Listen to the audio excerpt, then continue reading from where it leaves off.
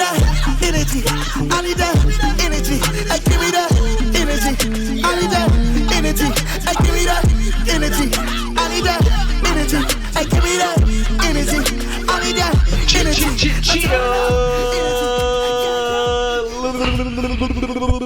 What's up, ladies and gentlemen? A new edition of Above the Multiverse podcast with your boys. Avery Harden. I'm Adrian Blest. And today we are celebrating a special day. Not because the album came out today, but because the album is out. It's out, yeah. It's out. It's been Atlantis II. Guys, look at this. Look at this. Look at this poster. Ooh. It's been out. Look at this album. Look at this album. Yeah, it's been out. Let's get it. Today is a special edition of the podcast. Milo's return, baby.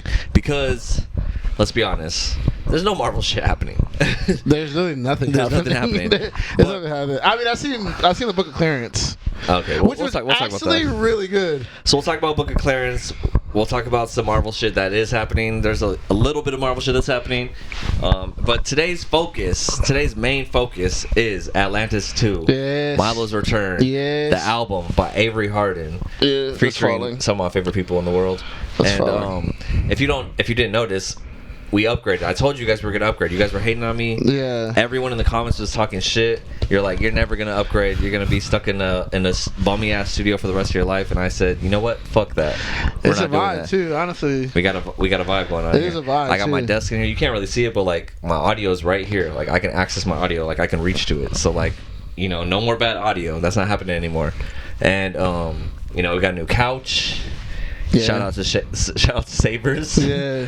And shout out to my Mexican ingenuity for getting it here. For real. Yeah, super duper Mexican ingenuity. Yeah, I use dog leashes to tie this couch to the top of my car and brought it to my house. I made it all the way home. Where's Savers at? Like what part of town is it at? It's like 7 minutes away. Okay, that's not bad. It's not bad. I knew it was an easy drive. I'm not gonna lie. I thought it was gonna be some super duper. I took side streets. Shout out to my Mexicans, but some of the Mexican homies be doing the most for like 2 hours. They have the smallest Toyota truck, and they can put 17 dishwashers and washers and dryers on there, and they be going miles and miles and miles all the way to Mexico. Yeah, driving to Mexico City. Yeah, shout out to my Mexican homies. But yeah, shout out to the Mexicans. That's the crazy thing about Mexicans, man. They get it done, dude. I rock with the Mexicans, man, for sure. That's my life, bro. The reason I am who I am is because I'm Mexican. Even though you guys I don't speak Spanish. Which, speaking of which, I have so I'm just gonna say I'm a dog trainer. I'm a professional dog trainer. Jeez. And I have a class that I taught yesterday where I had a puppy in my class and their owners were Mexican, but they speak Spanish. And I was trying to teach them dog training, but I don't speak Spanish, and I felt bad, bro. I felt disappointment to my grandparents, bro. I didn't know you did not speak. You don't speak Spanish. No, I don't I've never heard you speak Spanish. Damn, that's crazy. Yeah. I understand it a little bit, but I like don't. I feel awkward speaking it. I feel like a white boy speaking Spanish. I mean, I'm not gonna lie. Whenever I get my girl, that's gonna be my girl, and we become like husband and wife. You know what I'm saying? I am for sure gonna learn her language and talk to all her. You want a foreign girl so bad, bro? For sure. Asian, Hispanic, whatever it is. It has to be different. French, different language. Yeah, like from Amsterdam. Dr. Umar would be disappointed, but it's okay. Yeah, for sure. But I definitely, for sure. Dr. Umar. Well, if you get some what if you get a Nigerian girl from Nigeria? And she speaks. That includes because I did talk to a Nigerian girl at one time in my life. So Dr. Umar, the hope is not lost. All right, don't get mad at us. Don't get mad at us, Dr. Umar. Hope is not lost. But anyways, I definitely, whenever I marry the foreign girl, I want to learn her language, and I want my kids to learn the language. Yeah. Because dude, I just don't want like. Yeah. Oh yeah, you're learning. You're learning your girls. I'm Kamai. Yeah, dude. You're learning your girls. You guys don't know about that, but my girl, Talai. My girl's Cambodian, so I speak Khmer. I say Talai all the time. Talai. Just randomly. Talai. It's Talai. But yeah, so we got a new studio, guys. We're all set up. I'm gonna change this background probably a little bit. I just haven't had time, but I've been working a lot and doing all this shit. But I got the studio looking nice. I mean, you've done a lot so far. So far so good, bro. We've done a lot. So it's a vibe. It's like a man cave now. I know. Yeah, you know what you need to do now? It's getting there. Hey, I just need the lights, the LED lights. Yeah, I got the LED. And I have 2 sets of LED lights. I just got to plug them in, and I got the new plug right there. So like, we're set, bro. Like, look at that. Like, I'm gonna plug some LED lights right here. Gonna go down. It's a vibe. I'm telling you guys, this podcast is upgrading. If you guys are watching it now, just wait. wait till like a year from now, 2 years from now, you're gonna be like, oh, I remember when they were, when they didn't have a couch. Well, we had a couch originally, but then we got rid of the couch. But now we have a couch again. You know what I mean? We good. We golden. It's a really good couch. On it. It's a really good couch. For the price that he got it, it's just crazy. I'm just gonna say it. My mom called me. I got off work. I came home. As soon as I walked in the house, my mom called me. She's like, hey, I know you're looking for a leather couch, right? And I was like, yeah. She's like, I'm at Savers right now. I found a leather couch for $30. And I was like, there's no way. And she's like, I'm telling you, there's a leather black couch for $30 at Savers. And I was like, send me a picture. She FaceTimed me, and I was like, I want that couch now. And she's like, you could probably fit in your car. And I was like, I think I can. Drove to Savers. Like, I got off work. I wanted to take a shower. I wanted to change. I didn't even change. I just went straight there. And I was like, all right, let's check out this couch. I looked at it and I was like, this is perfect. This is literally perfect. This is exactly what I want for the podcast. And then, boom. Tried to put it in the back of my car. Did not fit. So I threw it on top of my car. And I was like, I think it's fine. And my mom was saying, hey, we should probably tie this to your car. Like get some bungee cord, get some rope. Oh, because it was just on top. You didn't have it. I just put it on top of my car. And I was going to try to drive home like that. Oh, yeah, you're wild. And my mom was like, it's going to fall off your car. And I was like, I don't think it will. I think it'll be fine. But because it's like leather, right? So like the leather will stick to the metal. Like it's like friction. You know what I mean? So I was but you can't predict traffic. So if you would have stopped, it was nighttime though. That ball would have said, it was nighttime though. And so my mom was like, okay, well we should get some rope. There was no like places around to get rope, so I went back into Savers and I was looking for rope, and they had dog leashes. So I found some dog leashes. I tied it with some dog leashes, and I fucking got the couch here, bro. Dang, we're here. That's what I was gonna say. So this $40 right here, dude. I was gonna say for the whole time I've known you, your mom is so resourceful, bro. Yeah, I know. This couch, your house where you live, everything, yeah. Like, bro, like she's really resourceful. I help my mom a lot, yeah. Like, for she's sure. really resourceful. She gets it done. She's like me in a sense. Even this podcast. She's like me in a sense where I'm like, I'm about to go do it. I don't care what for sure. It's gonna be done. It's gotta be even done. This podcast, this episode, which it's funny because my mom watched the podcast. Shout out to my mom. I love you. This podcast episode, me and Avery, we were, every week we talk and we're like, hey, what are we going to talk about this week? Like, there's not much going on. Like, oh, we have Echo coming out this week, or we have What If coming out this week. Let's watch every episode of What If and we'll talk about it. Let's watch every episode of Echo and we'll talk about it. Like, there's not much going on after Echo, because after Echo, we can go back and watch like Daredevil. We can go back and watch, all the shows that they've kind of established are canon now, which we're going to talk about eventually. But it's like, do we want to go back and talk about Netflix fucking Marvel shit? No, probably not. We are a hip hop podcast, and we are a Marvel podcast. We are a movie podcast. We are an entertainment podcast, right? So our goal is to entertain you guys and give you guys an hour and a half or 2 hours or whatever, how long we decide to go, of entertainment, where we can talk to you guys and tell you about something and keep your mind off of your boring ass life working, because I know my life, I hate working, and I listen to podcasts to entertain me, so hopefully this could be that for you guys. And we didn't have anything to talk about this week, and my mom was like, hey, you guys should talk about Avery's album, because I listened to Avery's album and it's amazing, but there are some things that I want to know deeper. I want to know about how he made these songs. What are these songs about? What are these lyrics about? Why did he decide to write this song? What is it about? Break it down and try to see, hey, can we talk about this album? And that's what we want to do today. So I thought that was a great idea. So shout out to my mom. Great idea. Resourceful. She got us the couch, and she got us this episode of the podcast. So I was thinking, what we're going to do today is, this is a hip-hop podcast at the end of the day. It's a Marvel podcast, but a hip-hop podcast, right? Atlantis II, Milo returns. Milo's return just dropped last week by Avery Harden. And we got some fucking really, really good content. I would love to. I wanted to try to get an adapter so I could plug my phone into the audio. This is gonna keep falling, so it's gonna happen. But I wanted to get an app. Maybe I could put this. There we go, like this. There we go. Stay up there. And I wanted to get an adapter so that way me and Avery can we to the music as we're talking about it and stuff. The cool thing is it's original music, so we're not going to get copyrighted, which we normally, if we play anything else, we'll get copyright strike. We might, but it would be from your own shit, so you'd probably be able to take it down. Just take it down. Yeah. But Yeah, we want to be able to play the music for you guys and kind of like listen to it and just like talk about this fucking album, bro. Like Avery, I this is your what 14th album? Oh my God. I think this is I think 13. 13? 13. Actually, let's do that. Let me see. Let's listen. I started my first project ever. I did with my boy Nah and my boy Tim. It's called Through These Lenses of Mine. Through These Lenses of Mine. And that was in 2011. So that's number 1. And then Chuck T's and Dreams was number 2. Chuck T's and Dreams. Okay, that's what I knew. Chuck T's and Dreams was number 2. And I think after that was what do you call it? What is it called? Come on now. Come on, Avery. It's called the Fresh Prince tape. Fresh Prince tape was really good. And then I think I did Singapore after that.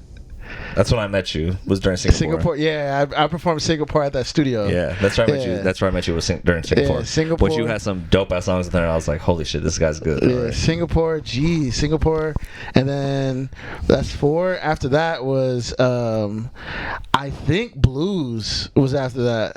Blues. I want to say Blues, and then that's 5. Hold on, I got my thing. But right it's here. not on your Apple Music. It's not even on here. No, it's on my. I downloaded it on my. Oh. Yeah, like this is my thing. So we got. Oh shoot, where is it? It's not there. Oh yeah, Chuck T's. All right, so Chuck T's, Blues, and then we got. Oh, London. Oh no. So Blues, London Fog. So that's 6. Okay. London Fog, and then I think Heavyweight. And then Atlantis 1? No, Joust Street. Oh, Joust Street. That was 8. 8. And then Atlantis 1? No. Illuminate came before. Illuminate. Yeah, Illuminate came before. That's 9. Illuminate, and then I think Atlantis. And then Keep Fighting. That's 11. This is 12. And then ADR with the Rose. Oh shoot, I didn't count that. But so this is 14. This is 13, 14. That's 11, 12, and then Atlantis 2.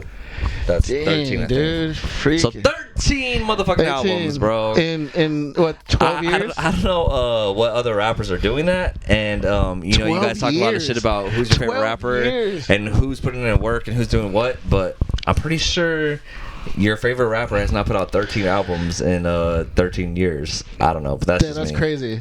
Yeah, I mean, it's only like a few that are available to the world, because I was learning at the time of some of those, and a lot of those songs I didn't pay for like beats. Oh yeah. So a lot of them aren't on like Apple Music, Apple Music. Yeah. What are you gonna say though? Your third top song is Prodigal Son. Oh, by JP. That song's really good, actually. Damn. That's a really, really good song.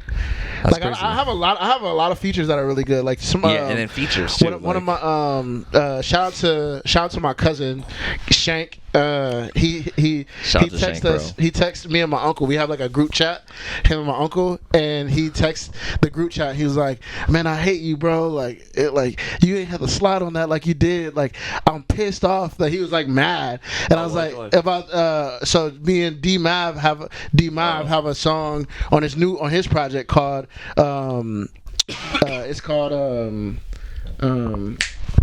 dang, I forgot the song. But yeah, he is In Due Time. His project's called In Due Time, and our song's called I Need More.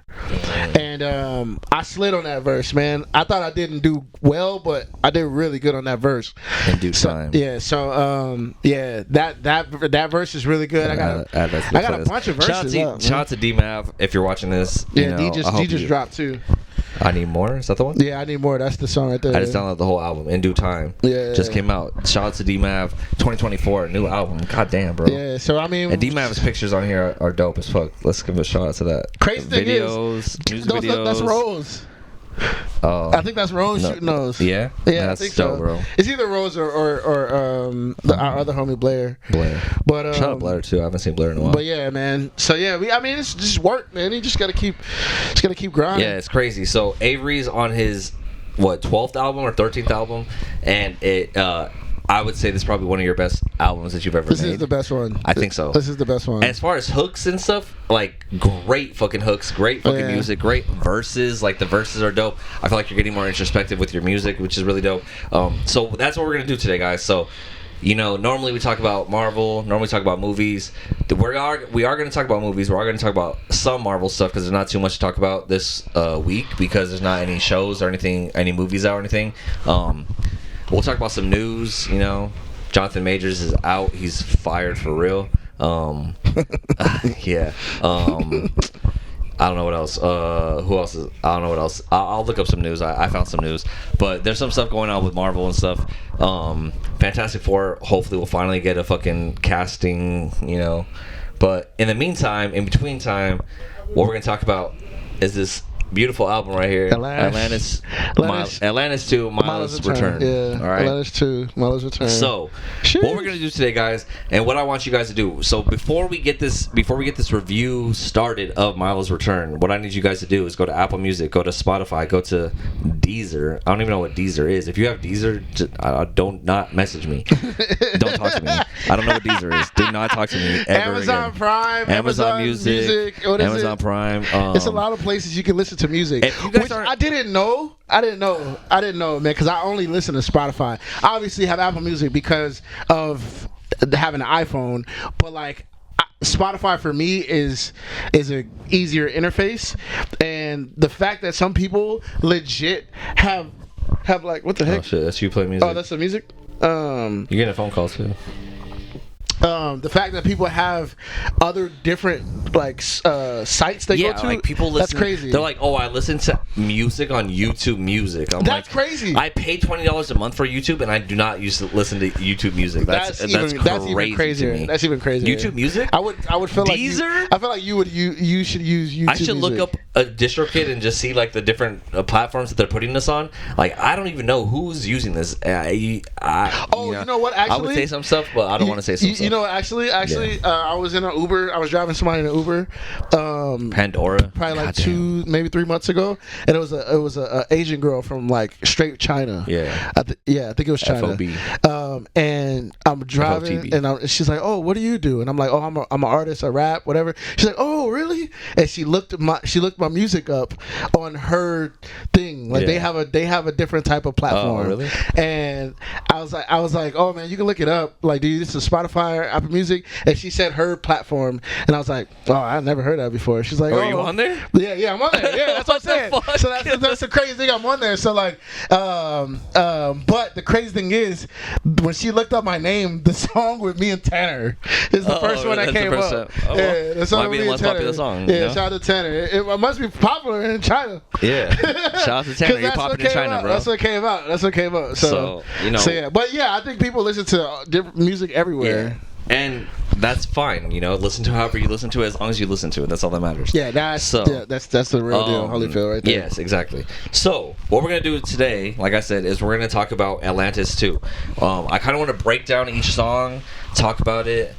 Almost kind of like an interview with Avery. You know, I'm gonna interview him a little bit and just kind of talk to him about the songs, play a little bit of it, so you guys can hear it, what he was thinking when he was writing it, what it means. You know, maybe some lines from there, maybe like a standout line that you're like, oh, this is my best line from this song or something like that. You know? Yeah, I definitely want to say a line from the first song because. So let's get into it. Let's get right into it. All right. People didn't even know, man. So the album is Atlantis II. Milo's Return. The first song is called Milo's Return, which I want to play just a little bit of it. You want to play it here for them? Oh, yeah, why can't I just play like this? For them to hear? Yeah. You guys can hear it. You in the ocean with it. Yeah. Hey, wake up! That was roses I did to get the ocean sounds in there, to bring it back. I didn't have no idea. I mean, I had an idea, but I didn't want to go the ocean sounds, but he brought it in there. I'm back in, I'm better? Yeah, tell these people I'm back in, I'm better. When you chasing your dreams. So I start to listen to tell these people I'm better. Yeah. I did the back and I'm better because of the the culture of hip hop right now Yeah. is singles. Yeah. So I've been doing that for when was the last? I guess I dropped ADR in 2022, but before then, my last project was Atlantis. Yeah. Atlantis #1, and after that, I've been just dropping singles every single. You know what I mean? Like, Escape the Hood. 2019. Yeah. So after I just been dropping singles. That's 5 years. Yeah, dude. I just been dropping singles. Holy shit. So when me and Rose was in the studio, we were I was And like, my boy Max checked out your album. You can see his little picture on there. what? How does It Apple shows like Music- you have friends on Apple Music, and it shows like your friends, and it shows what they listen to. That's So, like, crazy. It shows that my friend Max. That's listened to pretty your cool. album. That's Yeah. pretty cool. Actually, that's really cool. That's so cool. He So checked it shout out out to because Brown of you. Latte. I don't know. That's really I cool. had to see it on Shout to Max, dog. Shout out to Max. Brown But yeah, Latte. man, I 2019 was my last drop, and I chose I'm Back and I'm Better because I was tired of dropping singles, man. The culture is pushing singles, which I get and I understand, but I come from a long line of listening to albums all the way through, and I was like, man, I'm back and I'm better. I'm about to kill it, Yeah. and I'm about to let you guys know that these singles can be compiled into an album, which I think I did justice because every single song Sounds was like a each- single, each but song, it fit together in the story of the project. So yeah, that's why I chose I'm Back and I'm Better. I'm like, I'm back and I'm about to get better, even though this ain't a single. This is a whole album. Yeah. Yeah, so that's why That's dope. And let me say about See that. my page, you're promoting positive message that help me through the madness. Wanna chase the world, but they hating on all my tactics. Listen up, stop scrolling like you was Richard Gravity. Ooh, I'm picking Oh, you start right there. It's right there. You said grab it? Yeah. Hey. Shout out to the Marvel podcast. Shout out to the To Marvel Above the fans. Multiverse. Yes. And my You know. Marvel people.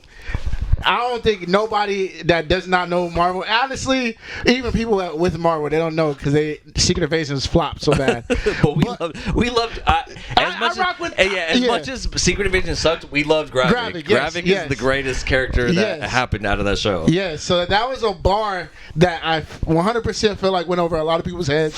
Gravik is the main character and The he's main villain. The main villain. And he's a scroll, and I play on words, and I've said stop scrolling, like stop scrolling and focus on me, like you was friends with Gravik. Scroll Gravik, and I thought that was such a genius line. Yeah, that's a dope ass line. Damn, that's a dope ass line. I didn't even catch that. I think I heard it, but I didn't catch like the scrolling.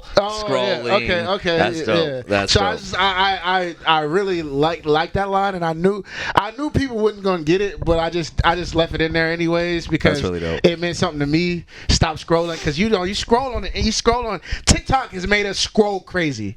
So that's the scroll part, and then obviously Gravik's the scroll, and That's Gravik's dope. was a really killer. See, that's for you character. Marvel fans, bro. You guys are out here. Like, you guys think we don't care about the podcast, sure, you know? I'm pretty sure my homegirl Krista, my homeboy Ernest, like these are the people who like my music and watch our podcast. I'm pretty sure they Rose's knew. brother. Oh yeah, Marcus, Yeah, freaking come on. Dax. Dax, I'm you pretty gotta sure know. y'all got it, but like a lot of people in this world probably did not get this. Yeah, bro. But yeah, I definitely wanted to explain that line like that. Like I didn't even. I wanted to do a video That's on that. good. So That's really good. I'm glad that we. Yeah, That's yeah. really good. Okay. Let's Stop scrolling like you was friends with Gravik. Oh, that part too. I had a vision. I built it prop. They didn't believe in the drive. Now I whip autonomy. Getting up the pieces. Now I whip autonomy. And that's a play to Old Atlantis, where Old Atlantis, I was like, I said, I'm drop. Oh, I forget the line. It's something about a Tesla. I have self-drive. I'm self-driven like a Tesla, and that's a nod to that line. And I was like, they didn't believe in the drive. Now I whip autonomy, autonomous driving. Nobody drives the car. You have self-drive. So that's a part that nobody's gonna like know. That's wild, bro. But like I just, you know what I mean? I think it's like. Now, when I say this, don't come from my head. It's like a Lupe-esque where Lupe says things and they're super bar heavy, and it's like complex. These are complex, but not Lupe complex. They're a little complex, but not too complex. That's pretty cool though. Like the fact that you're like referencing to your old albums. So, like a real fan of your music is who's like listening to Atlantis I. Like that's the thing, right? It's like when I listen to like a J. Cole, when I listen to like a Kanye, when I listen to whoever it may be, Jay-Z, and like he's referencing his own bars like from an old album. If you're a real fan, you're like, oh, I listened to that album so much, and then this new album comes out and he's referencing his old album. You're like, oh, only I get that. That's made for me to get. You know what I mean? Yeah, that's how I feel like if people like you're real fans who are like, I fucking loved Atlantis. Now I get Atlantis II. And you hear that line, you're like, oh shit. Like the people who picked up on it and the people who didn't pick up on it are going to watch this and be like, oh shit, that's crazy. I loved Atlantis and now I'm going to go back and listen to that song. And like it's like they almost play together, which is really fucking dope. That's what I'm saying, bro. It's dope.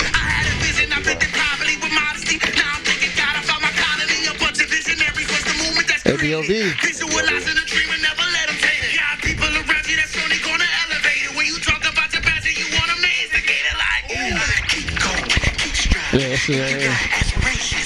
It's a great intro, bro, because like it can kind of get you like already like, all right, let's go, like, ooh. And then when the music comes in, it's like so good, bro.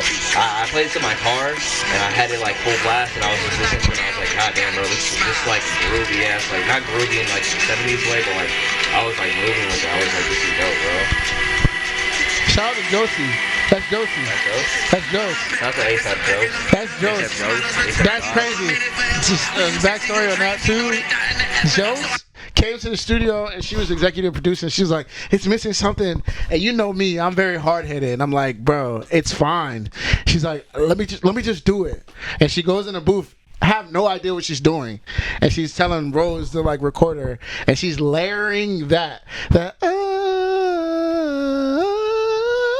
and I'm like, all right, it's cool. And then Rose sauces it up, and I'm like, oh, that's freaking that tight, really good. bro. Like, I thought that was part of the instrumental. Nah, that's her. I thought that was part of the music. That's Joe's, you know and I forgot. She gonna hate that I'm saying this, but I forgot Joe used to be a singer in a band. Oh shit! I forgot that. And that day she reminded us that she could sing. Yeah, I was like, oh dang, Joe could actually sing. Should get on the hook. But yeah, that joint was freaking fire. That joint was fire. That was one of my favorite parts. So that's the intro to the Atlantis II. So you get that vibe, that feel that like just gets you like hooked. You're already in. Like you're like it's a quick little intro. You're like, okay, cool. Like you get what Avery's talking about, the passion, right? Then we get to, I think this is like one of your best songs. It's not my favorite song, but it's one of the best songs on the album. Is For Jojo. Oh, For Jojo. Okay. And I think that's one of the ones that I know my mom, when she brought this up when she was like, hey, you guys should do a review on the album. She was like, I want to know about like For Jojo. Like I want to know like what more back to the backstory of that stuff. So we'll play a little bit of it. See if you can get Steven Joseph on the phone, bro. Stevie? Let's see if you can get Stevie on the phone, and we could talk about it. Wait, but before you call him, but look up his number and find it. I'm gonna play a little bit of the song, okay? Let's get it going. And this beat, man, oh my god, it's so soulful. It's like some old Kanye shit, bro. Like, it's so soulful. It's for Jojo. It's for Jojo. Cousin Jojo. They locked him up in Ely system, got him in a Jojo. Feel like I failed my family the way I be moving solo. The world is getting colder. Feel like we all in the snow globe. The way I saw them move was like a movie, like a wood. I focused on the tunes to be removed from the jug. Hey, Felt like I cheated death the way I cruise out the hood. You see, I found my purpose through this music, understood. Ain't want nothing to do with it. Yeah. Just watch the dust settle. Devil playing games, I'm a rebel. Okay. It really was no time to be nestled. I ain't joking, Jared Leto. Had to get it out the mud. Okay, first off, let's pause it on that real quick. First, I do want to say. I want to say something real quick. Okay, go ahead. Fuck Jared Leto. And I hate Jared Leto to the death of me. I hate Jared Leto. He's the worst actor. He's the worst person in the world. And he's at every UFC fight. And not only is he at every UFC fight, he's in the background of every UFC fight. And I hate seeing him at every award show. I hate seeing him everywhere. I hate him. And I wish like if I can have one person erased from the earth, it would be Jared Leto. Jared Leto. So Had to get it let's out just say the that real mud, quick. man. I have to say that. I ain't joking, Jared Leto. Yeah, Jared Leto is the worst Joker, by the way. Yeah. But yeah, okay. I was gonna say. So let's talk about this song. Shout out for JoJo. Before we start, shout out to Angelo Imani and Rose Hills. So Angelo Imani produced the beat, Okay, which is amazing. Yes, the beat's crazy, yes, bro. But the thing is that people are probably not gonna understand, and I gotta say, is Rose sauced the beat. Oh, so okay. when you go back a little bit, like it's just the subtle things that he does. This is Rose right here. Watch. To be removed from the jug. Felt like I cheated death the way I cruised out the hood. You see, I found my purpose through this music, understood. Ain't with nothing to do with the Go back. You can hear in the background the little like the background vocals like Yeah, yeah, that's Rose too. So when he sauces the beat right here. Wait, you see that here.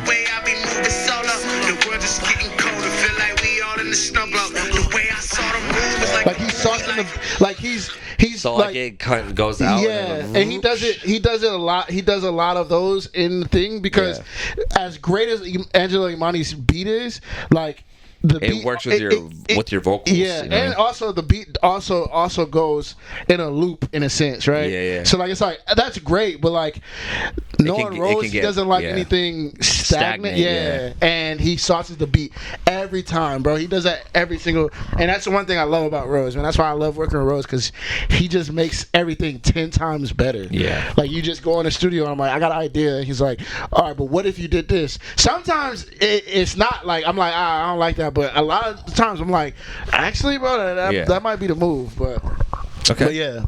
But shout out to Rose, shout out to Angelo Imani. Real quick, so let's talk about this song real quick because it's called For JoJo. Yeah. So shout out to JoJo. Yeah.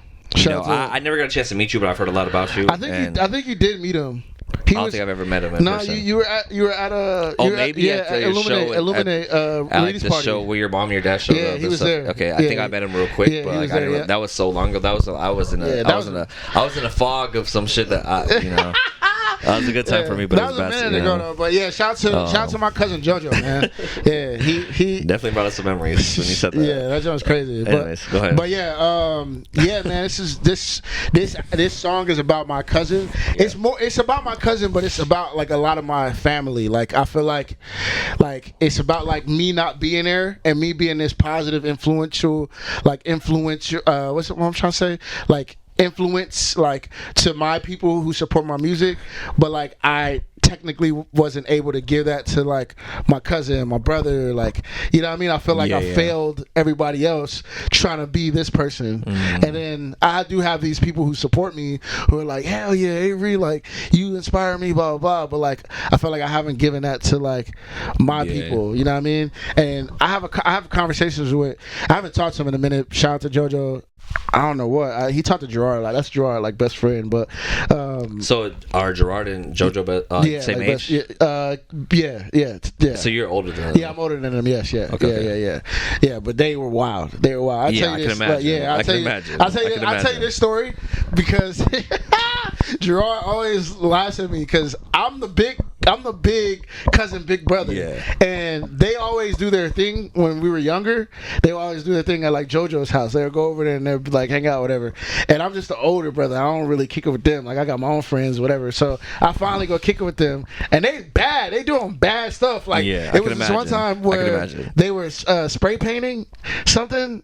And like I'm like the goody two shoes kid, you know what I mean? Like so I'm with them and I'm like, all right, let me do it too, you know what I mean? And I do it and I'm like throw the can. I'm like, oh, let's get out of here. And Gerard always makes fun of me because he's like, because we like almost got caught or whatever. Gerard said I said every curse word in the dictionary.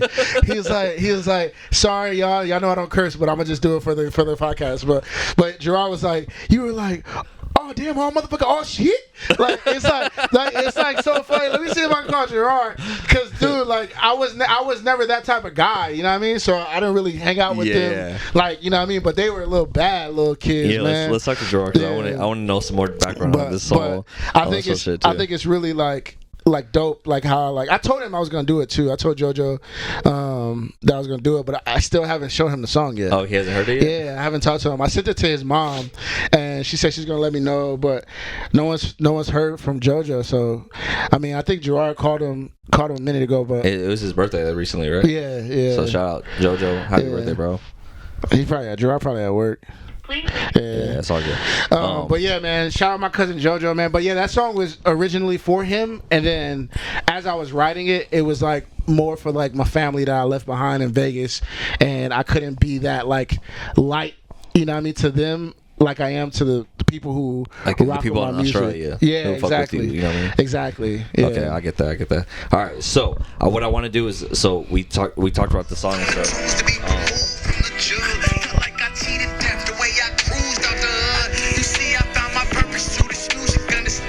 Ain't what nothing to do with the Just watch the dust settle.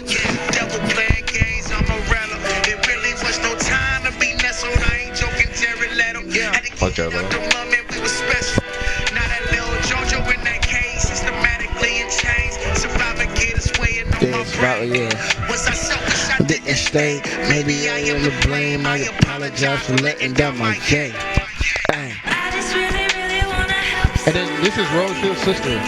Shout out to Tori Harvey. She's not. Yeah. She doesn't want anything to do with Tori, shout out to music Tori. industry. Congratulations on the baby, and congratulations on that song. You sound amazing. She killed it. Like, you sound amazing. Angelic. Amazing. Like, angelic. Literally angelic. I'm looking around for me, All my heart is tatted. Now, okay, hold up. Yeah. We gotta call. See if you can call Stevie Joseph. Yeah, he Call if you can murdered this. Call if you can call Stevie. He murdered This guy's Stevie, Yeah, dude. he murdered this It's track, man. wildly talented, bro. If you guys don't know, Steven Joseph, go look up his work right now. Apple Music, Spotify, whatever you guys need to do. Look up Stevie Joseph, because Stevie went crazy. Steven Joseph on the album is what you want to look up, but we call him Stevie.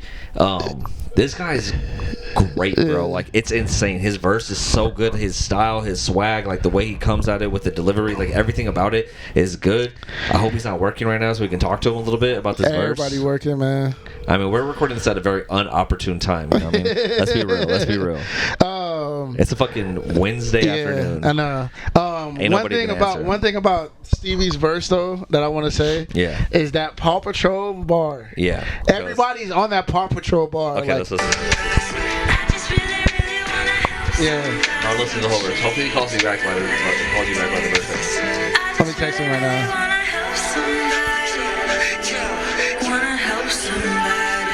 This guy, guys, I'm telling you guys don't understand what's about to happen. I'm looking around for me, my heart is tatted. Born in the trap, my moves are split, ain't never mattered. Ain't no room for my emotions, ain't no silver platter. Come on. All my people red collar workers, ain't no corporate ladders. Spend all my life in situations I don't control. My taxes they don't condone. No guidance, I'm on my own. Wrong place a couple times to my demise, now I'm on parole. But if they put the paws on my dogs, then we on patrol.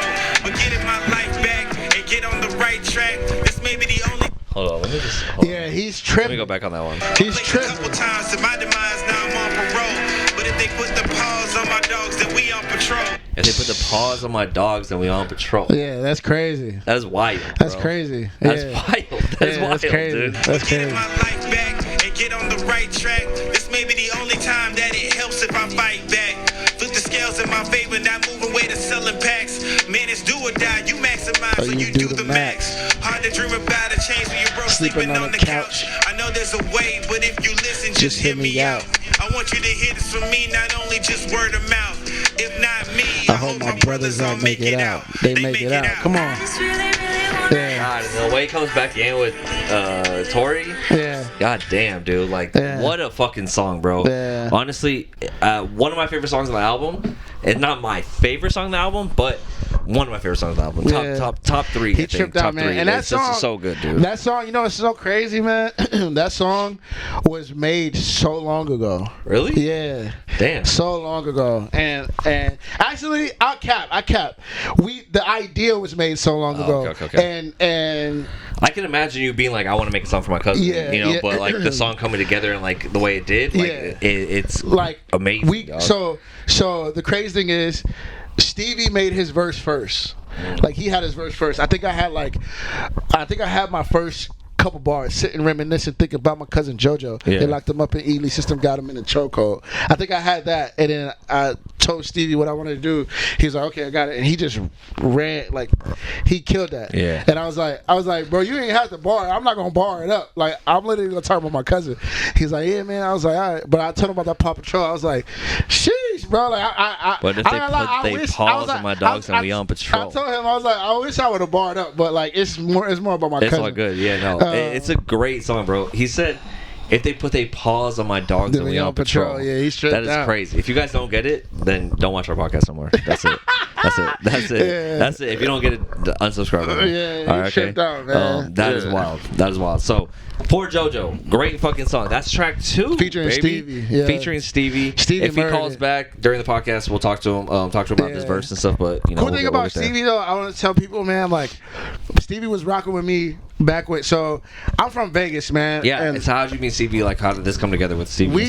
we like childhood homies from like, you know what I mean, like around the way. I can't even tell you, my memory's really bad, so don't come for me, nobody. Gerard would know. That's my like memory bank. So if you really want to know the exact date, you Gerard just have like really good memory with shit for like some that? reason he knows everything, and I don't remember nothing. I mean, I'm the same way. I don't remember anything, but that's funny. we for as long as I know, me and Stevie's been cool throughout like my like high school years. You know what I mean? And, Did you guys go to the same high school? No, I don't. He didn't go to our school. His friends went to my high school though. Okay. Is he older than you? Younger than you? Same age? Stevie's younger than me. Younger? But like Stevie's right like below us. Like Okay. he's older than Gerard. Okay, so he's like, Yeah. we were like seniors. He was probably a junior. I think he Gerard's was like like a a- sophomore. I think no wait. Because Stevie is Tyler's age, and Tyler went to school with me. Tyler was a freshman when I was a sophomore. Yeah, so he's 1 year. 1 year. Yeah, 1 year Okay, cool. younger than me. So yeah, man. Shoot, dude. Yeah, me and Stevie have always been cool, and I was doing my rap thing, and like I always knew Stevie could rap, and like there was a point in time. I just want to tell this story. Where I'm in Vegas and I'm trying to break out of the mode of being like the little homie and like trying to do something. I made a song called, I wrote a verse to it was a remix to a song called I'm a problem.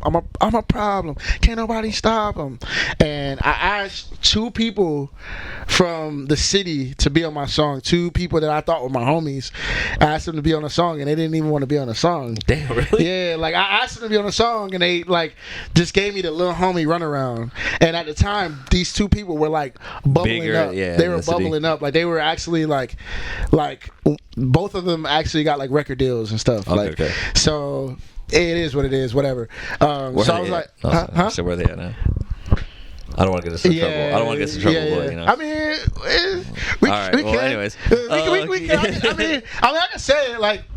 No, I ain't gonna say their names. Don't say their names. I ain't gonna say their names, but both like shout out to one of them who had a really, really successful career, but I don't even think he's doing music anymore. Low key, like he had a really successful career, but things happened in his life that Derailed. changed the trajectory. And he's a really dope rapper, so I don't know. He might be able to get it. But the other guy, I think he went on to like, he's doing his own thing too. I haven't seen what he's doing, but he's still doing his. But anyways, that being said, like, I was like down and out. I was like, dang, dude, like nobody wants to work with me. So I remember Stevie doing this thing. I'm like, after that, dude, I'm gonna just get Stevie on the track. And he got on my song, I'm a Problem. And then I just saw the talent from there. I was like, yo, my boy Stevie, like, we're gonna rock. And then Stevie's the only person in this world that I go to when I got crazy bars. Yeah. Like I'll be like, I have something crazy, and I call Stevie. I'm like, hey, what you think it is? And he be like, ooh, and he hit me too. Yeah, like that's crazy. we were doing that a lot when we were doing like Above Mondays, and he did his Sunday sessions. He was doing shout out to my boy Stevie, man. And he's still putting out videos like weekly almost. So like follow him on Instagram and stuff. Steven Joseph. Yeah, Stevie go get J. his album, The Book of Joseph. Yeah, man. Book of Joseph. So that's for Jojo. Shout out to Jojo. We'll see you soon, man. bro. We'll see you soon. I can't wait to meet you, man. Yeah, I think he's gonna be out in a next 2026. So 2 years. Dope. Yeah. Dope. We got a couple more years, bro. We're gonna get nice and loaded with money for you, so you come out and you live in a good life. Nah, right? for real, bro. That's the goal. That's what the I keep telling him. I told him he need to get the passport. I told him he needs to stop messing with this American life, bro. Yeah. Cause that's one thing. Shout out to Jojo, man. That's one thing that he always. When I call him, we always talk about me being overseas. Oh yeah. And he's like, what? Like, cause that's foreign to where we come from. Yeah. So like, he's like, what? I'm like, bro, like, trust me, bro. He's very like Gerard, huh? Like, yeah, he he's reminds funny, me. bro. Yeah, I feel like I've heard him talk. He's before, like Martin Lawrence, Yeah. like back in the day. Like, we always bag on him about that. But yeah, that's my boy, man. Shout out to Jojo. Well, shout out to Jojo, man. All right, so the next song, we got Princess. Is it Kida or Kida? Kida. Before Princess we Kida. start this, because this is a Marvel podcast. I mean, this is a movie-esque podcast. Yes. This whole thing, Atlantis, is based off the movie from Disney. Yes. And I want to say this right now, while we here, because this can go viral. I want to say this to the people. Look at me. You watching?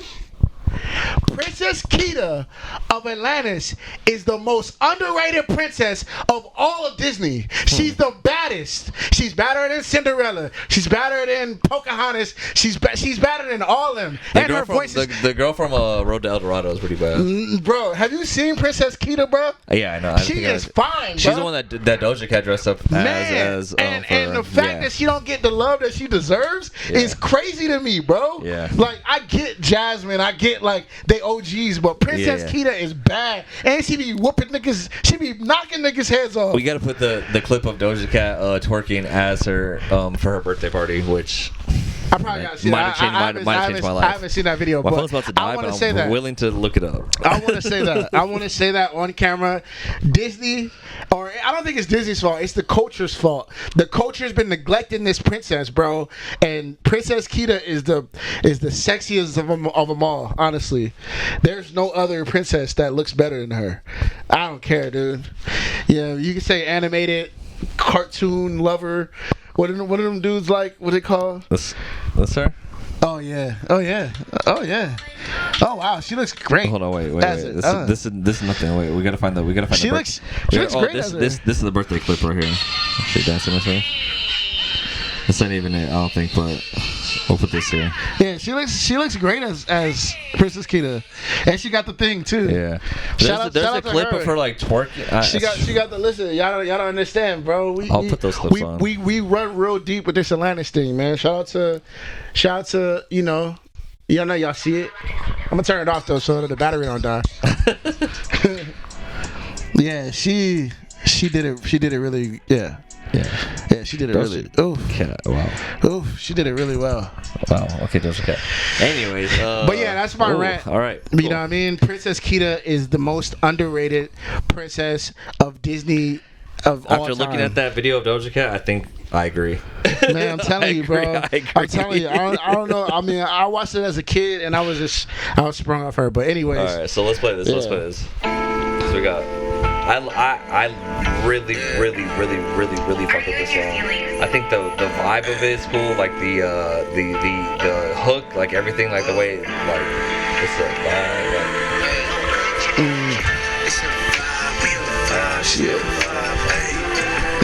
There's something like you can like play and like cruise down the street and like play it loud. I was going for that Drake. Yeah, like this is that Drake vibe where you just chilling with your girl, lay at night.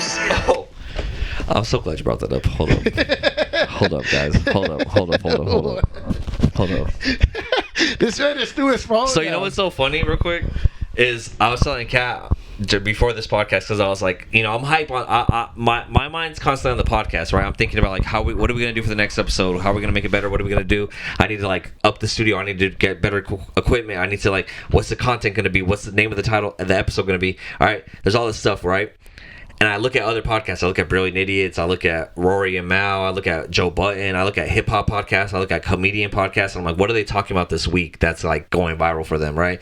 What is the story of the week that everyone's talking about? The story of the week is Mos Def calling the Drake pop music, which was amazing. And so I saw this. If you guys don't know, Mos Def, Yasin Bey is one of my favorite rappers of all time. great, just Yeah, lyrical crazy MC. hip hop artist, Yeah, MC, for sure. amazing, right? True hip hop. If what he says goes, you know, that he is one of the goats. So he says, you know, they ask him, he does an interview this week that goes viral about him saying basically that Drake is not hip hop. He said it was funny the way he said it. He said, maybe I'll insert the clip right here. I gave him time to it's good. the clip. So he's basically saying, you know, Drake is grocery store music. Like you're at a store and he's like it's like shopping with an edge. And he's like, look at all this stuff they have. They have so much stuff in here. Look at all these SKUs. So many SKUs. That's actually a really wild and it was thing. so funny, dude. Like the way he said it, and like he played it off so fucking good. It was just so funny, and it is true. And I went on a little rant to Kat the other day, yesterday, right? I was telling her, I was like, you know, the thing about this whole, like, she was like, I don't get it. Like, why are people saying Drake is pop and all this stuff? And I'm like, you don't understand. Like, for people like me and Avery, who have been listening to hip hop like our whole lives, right? Like, I'm 30 years old. I've been listening to hip hop since I was a little kid. Like, my first song that I fell in love with was Rapper's Delight. Like, I love hip hop to its core. Yeah. I love rap. Like, I love that. So that to me is like, I was telling Kat, this is one of the best things I could say, right? Is when I used to work in retail, and I still do work in retail, and at stores they have their own playlist of music, right? So I used to work at Petco a long time ago, and at Petco they have like Petco radio, and they play music, right? Yeah. And not once ever did they play any kind of rap or hip hop song. I worked at Petco when I was 18. I pay attention to music anytime I go into a store, anytime I'm in an elevator, anytime I'm anywhere. I pay attention to the music that they're playing in the store because it's interesting to me, right? And it's always pop music. It's never any raps, any hip hop. If they do play a hip hop song, like they'll play a hip hop song where it's like, for example, this is a more recent example, but if a rapper is featured in the song and there's a rap verse like on Crazy it, in Love with Jay-Z. Yeah, that's what I was gonna say. Crazy in Love with Jay-Z. That's like literally my example. I was gonna say they'll cut out Jay-Z's verse, dude. They'll cut it out, so the verse isn't there. And I'm like, that's an essential part of the song. You can't cut out Jay-Z's verse. Recently, I heard Crazy in Love on the radio at a store, and they played Jay-Z's verse, and I was like, this is crazy to me. They're playing rap on the radio, right? Like, rap is not accepted. It's never been accepted. It's never been a thing that's been accepted. So when I used to work at Petco when I was 18 years old, when I was 22 years old, I would listen to the radio, and the closest thing that they ever got to making anything hip hop, there was an Aaliyah song with Timberland where it's like, what is that song where it's like, One in a Million? If you think, it's like the one where it's like, it's like the baby crying on it. The Rugrats one. Yeah, the little baby crying on it. Take me there, I wanna go there. Take me to that. Oh fuck, dude! I know. I gotta play. I gotta find it. Aaliyah. How do you spell Aaliyah? A-L-L-I. I don't even know. God damn it! I'm not gonna be able to spell it. I feel like that's the one. Take me there. I'll spell Timberland. I wanna go there. Take me there. Let's go there. It's Aaliyah and Timberland, and it's like, anyways, on that song. That was the only song that they would play that was considered hip hop, right? Like every song was like some corny, like, you know, I'm not saying it's corny, but like mostly for the most part it was corny, like some like music that like older white women will be okay shopping to, you know? Yeah. So when they play this Aaliyah song and it has Timberland featured on it, it's like, baby girl, I'm the man from Big B.A. Better come around my way. I know you're talking about. Okay. What I gotta say? Once you say, yeah, I know you're talking about. Okay. But tell somebody. I think I really need somebody. I think that's Timberland's Tell me song, that actually. somebody. If I let you go, Okay. Okay. That's the song, right? So they play that in the store, and I'm like, damn, like they're playing like hip hop on the radio. Crazy that was song, the one Max. song they would play, and I was like, that's really good song. dope that they're playing this on the radio. But that's the whole point, is that it's not accepted, right? It was never accepted. So for me to hear that, I was like, whoa, this is crazy. They're playing this on the fucking radio at a store. Now I'm working back in retail, and I'm looking at it, and I'm listening to the music, and they're playing Be Crazy in Love, and they play Jay-Z's verse, and I'm like, I'm rapping in the store, dude. I'm fucking working and rapping, and I'm like, this is crazy. Like, this has never been a thing before in my life, right? So it's become more accepted. Hip hop has become more accepted. So when Kat was like, I was talking to her, and she was like telling me, she's like, I don't understand like why people hating on Drake, like it's pop stuff, and I'm like, you don't understand, like hip hop was never accepted. It's never been a thing that was accepted. Like if they have a song that had a verse on it, a rap verse on it, they cut the verse out of the song and play the song on the radio. Like that's how much they didn't like hip hop, right? That's how much they don't like rap. So we've always been like the fucking the black sheep of the family kind of thing, right? Of the music family. It's never been accepted. But now it is pop. Now it is popular. It is the thing. It is the number one genre in music. So they have to play rap verses on the radio. Rap now. is everywhere, bro. Yeah, like I've been seeing it in little kids shows. Yeah, like, commercials. They have rap songs. That would never happen 10 years ago. Like 10 years ago, that's never even a thing, right? So it trips me out. So the whole Drake and Mos Def thing is funny because like Q-Tip from Tribe Called Quest has a line where he says, if you call rap is not pop, if you call it that, then stop, right? We're breaking the lyrics on here. If you guys don't get that, rap is not pop. If you call it that, then stop. Like, stop listening to rap. You don't get to be a part of the rap culture if you're calling it pop, because it is not pop. It is by culture, not pop, right? It is always the underground thing. So, as Mos Def, Yasin Bey, is saying, like, yes, Drake makes good music, but it is not hip hop because it is pop. You know, so you can't say that it's hip hop because it is pop. It's not the thing. You can't do both at the same time. But hip hop has evolved to a point where it is pop now. So it's interesting where he's saying. Anyways, my point being, I listen to all these podcasts, I watch all these podcasts, I look at all this stuff, and I'm like, what is the story of the week this week? What is everyone latching onto this week? Everyone is latching onto that Drake thing, Drake right? Rory and Mal, their podcast is Drake hip hop?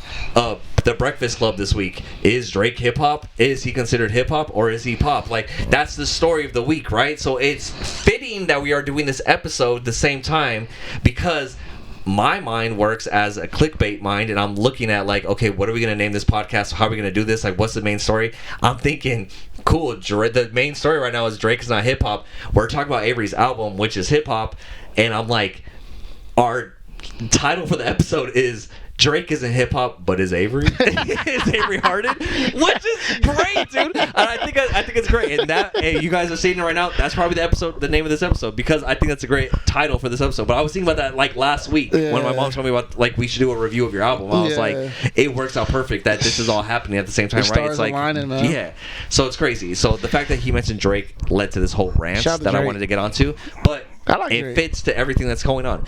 Drake makes great music, and it is good music, and I've always been a Drake fan. I would never say Drake's the best rapper. In high school, I was the number one Drake supporter. Before Drake put out music, I have stories where, if you guys don't know, I got into an argument with my stepdad, who my stepdad put me onto hip-hop when I was young. He argued with me, and I was telling him, hey, Drake's going to be the next big artist. Like, he's going to be the next big thing. He's probably going to be the biggest artist that ever was. And he's like... You said that as a youngin'? I got into an argument with my stepdad, like, when I was, like, 15. Because I was listening to the Come Up, or not the Come Up, Piano Hands or Penis Hands or whatever his fucking album, his like first mixtape, and then his like what's the second mixtape that he came out with? That the warm up, the come up. No, that's J. Cole. That's J. Cole. Oh, who's talking about? Drake. He had where has like he has So Far Gone. Before So Far Gone. I think it's called not Reasonable. So, anyways, he had an album that was like one of my favorite mixtapes of all time. It had like Trey Songz had Replacement Girl on there, like all that shit. And he had Pee in His Hands before that, which I have an autographed copy of Pee in His Hands, the mixtape before Drake was anyone. I want to let you guys know that. So I was on Drake way before you guys. So fuck you guys. Where'd you get that from? And he came to Phoenix? No, I ordered that when he was putting out his first mixtape, bro. Shit, okay. I was on Drake like literally since before, like right after Degrassi and shit, bro. I was on Drake and I was playing his shit every single day, and I was telling everyone, hey, Drake's gonna be the biggest artist, and no one listened to me. My friend Fabian, shout out Fabian, he was like, no, Big Sean's gonna be the biggest artist, and I'm like, Big Sean's dope, but he's not Drake, dude. I'm telling you, Drake is gonna be different. Like something about Drake. My stepdad was like, Drake is like every other artist I've met. Or every other artist I know, that he's gonna be a flash in the pan. He's gonna come and go, and I'm like, there's something different about Drake. I'm telling you, there's something different about Drake. That's how it was. And I got into an argument with my stepdad about it. You know, Cole. That's how it was with Cole. Yeah, and Cole's right there too. I was at people's neck about Cole. But shout out to my boy Dimitri. Dimitri was the one who put me like Fabian was Big Sean, I was Drake, Dimitri was Cole, J. Cole, right? And so we all kind of fought over that like thing, but like we all liked each artist, but we all were like, you know what I mean, we all represent our guy, and Drake was my guy, and let's just say I won. Anyways, but point being is that Drake, the whole story with Drake being hip hop and shit is interesting, because now we're talking about Avery's album, we're breaking it down, and so it's just an interesting point to bring up, and it ties in, and I'm using it as clickbait, so that's the whole point of my shit. So yes, all of this is for clickbait. I hope you're watching the video, and I hope you love it. All right, fuck you. Anyways, all right. So that's to get back to it, to get back to Princess Kida is definitely, to get back to Princess Kida, right? It's Drake-esque. He mentioned it's Drake-esque, right? He's appealing to the ladies, and that's what most people don't like about Drake, is that he appeals to the ladies. Yeah. Kat even said it. She's like, he makes songs for the girlies, you know. But like, I mean, me personally, I never got that, because Drake appeals to the ladies, but like Cole does it, Kendrick does it, like not the same way. Everybody does it. Not the same way. Drake and Cole and Kendrick are hip hop rappers who appeal to some ladies.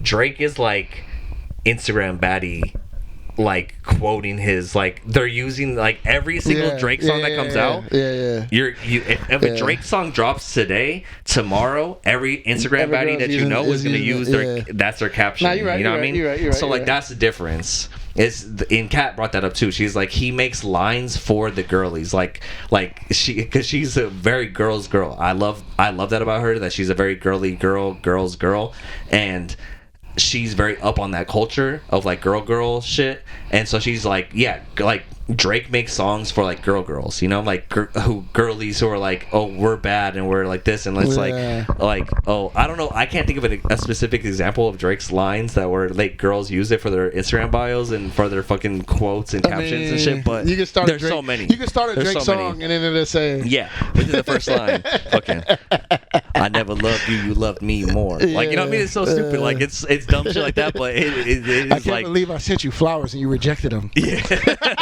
I sent you flowers and you sent me hate back. like it's so stupid. And like they'll put that on their caption, you know what I mean? But point being, the whole rant, side note, we know we got to talk about other stuff on this podcast, but to get back to Princess Kida, Avery brought up that it is like he made it for like the ladies, right? Like this is like a song for the ladies. I wrote the verse for a specific girl that I like, and I mean, you learned your lesson about that? Yeah. Honestly, no, it's not about a specific girl. It's about a girl that I want. This is the girl that I'm speaking of. So, like, the verse, you'll hear me saying things, and I don't have that girl yet, but this is the girl I want. So I wrote that, and then the hook came about when I was like, okay, how do I draw the girls into just listening to the verse? And then that's when we got, it's a vibe. She a vibe. We a vibe. Very repetitive. Very vibey, repeatable. And this is one of the songs that, like, when I first heard it, I think it like stuck in my head. Where I was like after I listened to the album, I was like, it's a vibe. She's a vibe. It's a vibe. And you got that undertone. It's like in my head. I wanna be close to you. Oh, I didn't catch that. That's real dope. And that's like another thing where it's like, it's ear candy. Ear candy. So this basically me. I wrote this about a girl that I want. I don't know where she is. She looked like Sade, and she looked like Princess Kida. But this is about her, basically. Princess Kida, I'm Milo. Princess Kida's Milo's girl. You know. She's so important, the dreams got me all in the arts and the shows all on Netflix. They call me simping, but ain't caught the vibes that you do. I don't really care what a hitter gotta say. This bar right here. Tell it. To the world, babe, I whispered in the ear, I love you. You get in the wordplay. Yeah. So She said, break that down, because I had to break that down for Kat the other day. Really? I was like, do you hear what he said right there? Like, do you get what he's saying when he says like you get in the wordplay? And she's like, no. And I'm like, he's saying like she's saying if you love me, tell it to the world. And then he's saying, I whispered in your ear, I love you. You get in the wordplay. So like, she's his world. Yeah. That is a bar. That is a bar. That's a bar, dude. Hey, that's a bar. Sorry. I had to be like, did you hear what he said right there? Because that's a good line. That's a really good line. I had to say that. I was like, dude, that's a really good line, dude. I'll give you props, bro. That's a good line. Jesus. So, especially on a song like this, where you're not expecting bars, right? It's like you don't need bars in this song, right? It's a very like you're talking to the girls, it's for the girls kind of thing, where it's like vibey. It's like you're keeping it simple on purpose, right? But then to put that in there, I was like, ooh, that was Yeah. You know what I mean? Yeah. I was like, ooh, okay, all right, Abe, that was good. Like I had to like be like, Kat, did you catch that? Like that was good, you know? And she was like, oh, okay, cool, that was okay. So Princess Kida, yeah. Princess we Kida spent a lot of time on that one. Princess But Kida is that like was a great song. in my opinion, I don't think it's the most popular song on the album, which is fine. But I think it's definitely. You know what I just realized too? What's that? I had it on shuffle, so it's not even going through the right order. We're not going in the right order. I thought you had. I thought you had a reason. Yeah, I thought you had a reason. I just had it on shuffle, but okay. I'm gonna turn off shuffle because I gotta go back because I was like, I'm waiting for this song to come up, and I was like, where's the song coming up?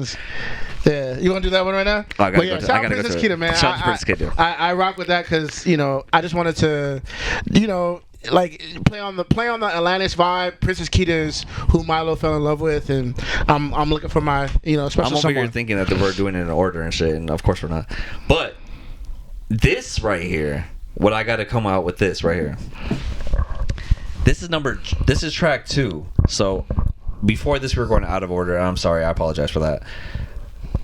Blame Apple Music for shuffle and shit. Confessions 4. But this song right here, Confessions 4, fourth entry. I kept saying like, oh, I love this song. This is like top 3. This is like one of my first. I think this song right here is probably my favorite song of the whole album. And it's just Avery being Avery, and it has no features. It has nothing. It's so good. I think this is the standout song for me. Confessions 4. Gonna get into it. So Avery, why don't you tell them about your passion? Coming in with it, narrated it perfectly. Like this beat, this song, and I want to talk about this one a little bit deeper too because I have some background I want to talk about on this one. But this is just like, let's listen to this verse real quick. Just wanna be heard, tell it to the world, be the best that I can be. Got a lot of problems and I just want to shout out Rose Hills. He challenged me to write this hook. Like it did not sound like this before, but he just challenged me to like go a little further. And we dug deep and we got this. This hook is crazy.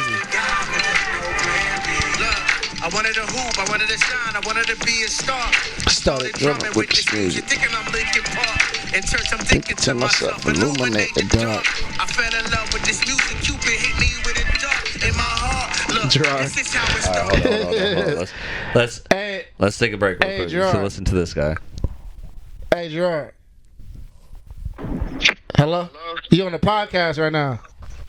Oh, what's the deal? Hey, I was just saying. Hey, what up, Gerard? Real quick, we was talking about the For Jojo song, and I was kind of giving a background on how I ain't really kicking with you and Jojo that much, but that one time I did, and I was telling him about the. You guys were spray painting. Tell him about the spray paint and what I did, because I can't do it as funny as you. Oh my God, that's crazy! Wow. Yeah, man. So me and my cousin Joe, we used to get into stuff when we was younger. Do bad stuff and all that. Just have fun like little kids. Avery decides he wants to come. Avery decides he wants to tag along this time, right? Yeah. So we trying to get Avery, like, we ain't even trying. Avery want to do something, like, because we be having fun and do it. So he want to do something like, what we doing? Yeah. So we like, hey, pop this bottle of paint. Oh, it was a bottle of paint. It wasn't the spray can? No, it was a spray. Yeah, it was a spray can. It's spray. Okay. So Avery had hit it against the wall, and it went boom. Avery done said the most cuss words in one sentence I've ever heard. Hey, bro, you gotta do what you be doing. He's telling the story. Damn, motherfucker! Oh shit! Fuck this shit! I bitch. One at a time, bro. Oh my god! Oh my god! Oh damn, motherfucker! Oh shit! Like Avery. Everybody cut out for this, brother. Yeah, bro. Yeah, that was a good memory, though, man. Oh my god. Yeah, bro. I was telling about Joe and like how y'all used to kick it, and I tried to kick it with y'all, and I wasn't the one to kick it with, nigga. I was. Fit in. You know, be a part. Look at that. Oh god, but yeah. Oh my god, but yeah, bro, you got any Gerard. questions for him while he on here? Man, have you heard the album? Yeah, I heard the album. What'd you think about the for Jojo song? That's the hardest one. No cap, Jack, Free JoJo. 2024. You know what I'm saying? Let's go. Yeah. Yeah, I just actually talked to JoJo. Did you tell him? Huh? Did you tell him about the song? I sent it to. I told him. I sent it to Auntie Alethea. Because I was on the phone. Okay, I sent it to Auntie Alethea, but I don't know if he heard it. He ain't called me, bro. I haven't heard from him. Yeah, well, he having, it's kind of hard, and where he at to get phone time and all that. But yeah, I told him about it. He excited to hear it. Oh, for sure. Okay, that's cool, bro. That's good news because I for sure was waiting for him to call me, but I ain't heard from him. Yeah, he limited, but yeah, he got in touch with me. He said, "Good looking out. He can't wait to hear it." I told him it was hard too. So when does he get out? Do you know? So he goes in front of the people this summer. So maybe June, July, maybe, and then after that, he goes to the board. Okay, that's cool. Hell yeah, bro. Once free JoJo. I'm gonna get some shirts. Let's get some shirts. Free Joe. For real though. We about to get it right when he get out, man. Oh hell yeah. Hey, we got like 6 months to get like $1 million. We gotta treat him right, bro. We gotta take him out. Nah, for real, yeah, let's go. Yeah, we gotta put him in something different, man. Put him in a different environment, show him some love, man, for real. Trying to get him out here. Put that nigga on podcast. I'm trying to put him out here. Got hella stories. I'm trying to put him in. I'm trying to get him at the beach, bro. That's all. That's all I was telling him too. I was like, he was like, is he like Gerard? I was like, low key, like he like Martin Lawrence, bro. I was telling him. Yeah, he looked just like. I don't know how he look right now, but he looked like Martin Lawrence growing up. Between Martin Lawrence and Chris Tucker. Bro, he's funny, bro. Like he like unintentionally funny. Like he don't do it on purpose. Like it's just funny. Like I remember I crossed him one time. Remember I crossed him and I crossed the nigga and I crossed him. I laughed and I was wearing his big ass shirt. And it was like, get off my shirt, big nigga. Oh yeah, hey, he do stuff like this. Like we was playing the game one time. We was playing 2K or NBA Live or something when we was younger. And then the dude had to lay him. He like, man, I hate white people. Like, stuff like that. Like, hey, I remember that house. We were playing live. We were playing NBA Live. That's like, funny. Yo, bro, he just the game, brother. He's like, no, man, see? Yeah, that's funny. But all right, bro. Yeah, I was just trying to get that in here for the segment. We talking about before JoJo on the podcast. I got one thing to say before I hang up. What up? Two, Rocky Goldberg, Lil Wayne, Whoopi Goldberg on Sister Act 2. All right, bro. You love bagging. All right, I'm gonna hit you. Yeah, oh man. Well, shout out to Gerard, Avery's brother. Goddamn, smooth dude. Yeah, with man. some news, your views. That's I can't wait for that. To have him and JoJo on. Oh my god, that'd be a crazy podcast. We gotta blow this shit up before we can get them on here, so that way it can just be like really receptive. Audience. We gotta take this. We definitely gonna have to go out there though. Yeah, that's fine. We can go to Vegas. I'm down to Vegas. I'm pretty sure he gonna probably be like. We can go to Vegas. I'm down for that. All right, so. That was great. We talked about For JoJo, one of the best songs on here. But my favorite song. So Confessions 4. We were talking about it before, but I want to talk about it. We were playing it for you a little bit. The background that I want to get into it is. So as you guys know, Ave works with and for Hopsin, right? Shout out Hop, man. Shout out Hop. And one of the things that's really cool about you working with him is that you were able to talk to him about your music and stuff. And I think that one of the biggest notes that he gave you, and the thing that stuck with me the longest too, for your music and also my own music, and when I'm thinking about when I'm writing this stuff, is he says he told you, like, I think you make good songs, like Avery, like you make good songs, but who is Avery Harden? Like, I don't know the story of Avery Harden through your music. Like, I hear your music and you got bars and you rap and you do your thing, but like, who is Avery Harden? And I when he said that, like, it stuck to me too, and I was like, yeah, that's like the perfect note for you. and it also like applied. I took it to personally too, where I was like, damn, like do I like my music is all very vague and very like, oh, I'm talking about girls, I'm talking about this, but like I'm not talking about me. Like you don't know me through my music, you just hear me through my music, right? And I thought that was one of the biggest notes that he gave, that I was like, wow, like that's very, very true, because when you listen to Hopsin's music, you know everything about Hopsin. You feel like you know Hopsin because you hear his music. You're like, where it's like the same thing with podcasting, where it's like we talk so much. People who watch our podcast, like Dax told me that he's like, I feel like I haven't talked to you in a year, but I feel like I know so much about you and everything that's going on because I watch your podcast. So like I feel like I know you and I feel like I'm talking to you, right? So it's like that thing. And I feel like that's the one thing that you were kind of lacking in like some of your past music. Even though you touched on it, you would still do it, but like it wasn't as proficient as you did in this song right here.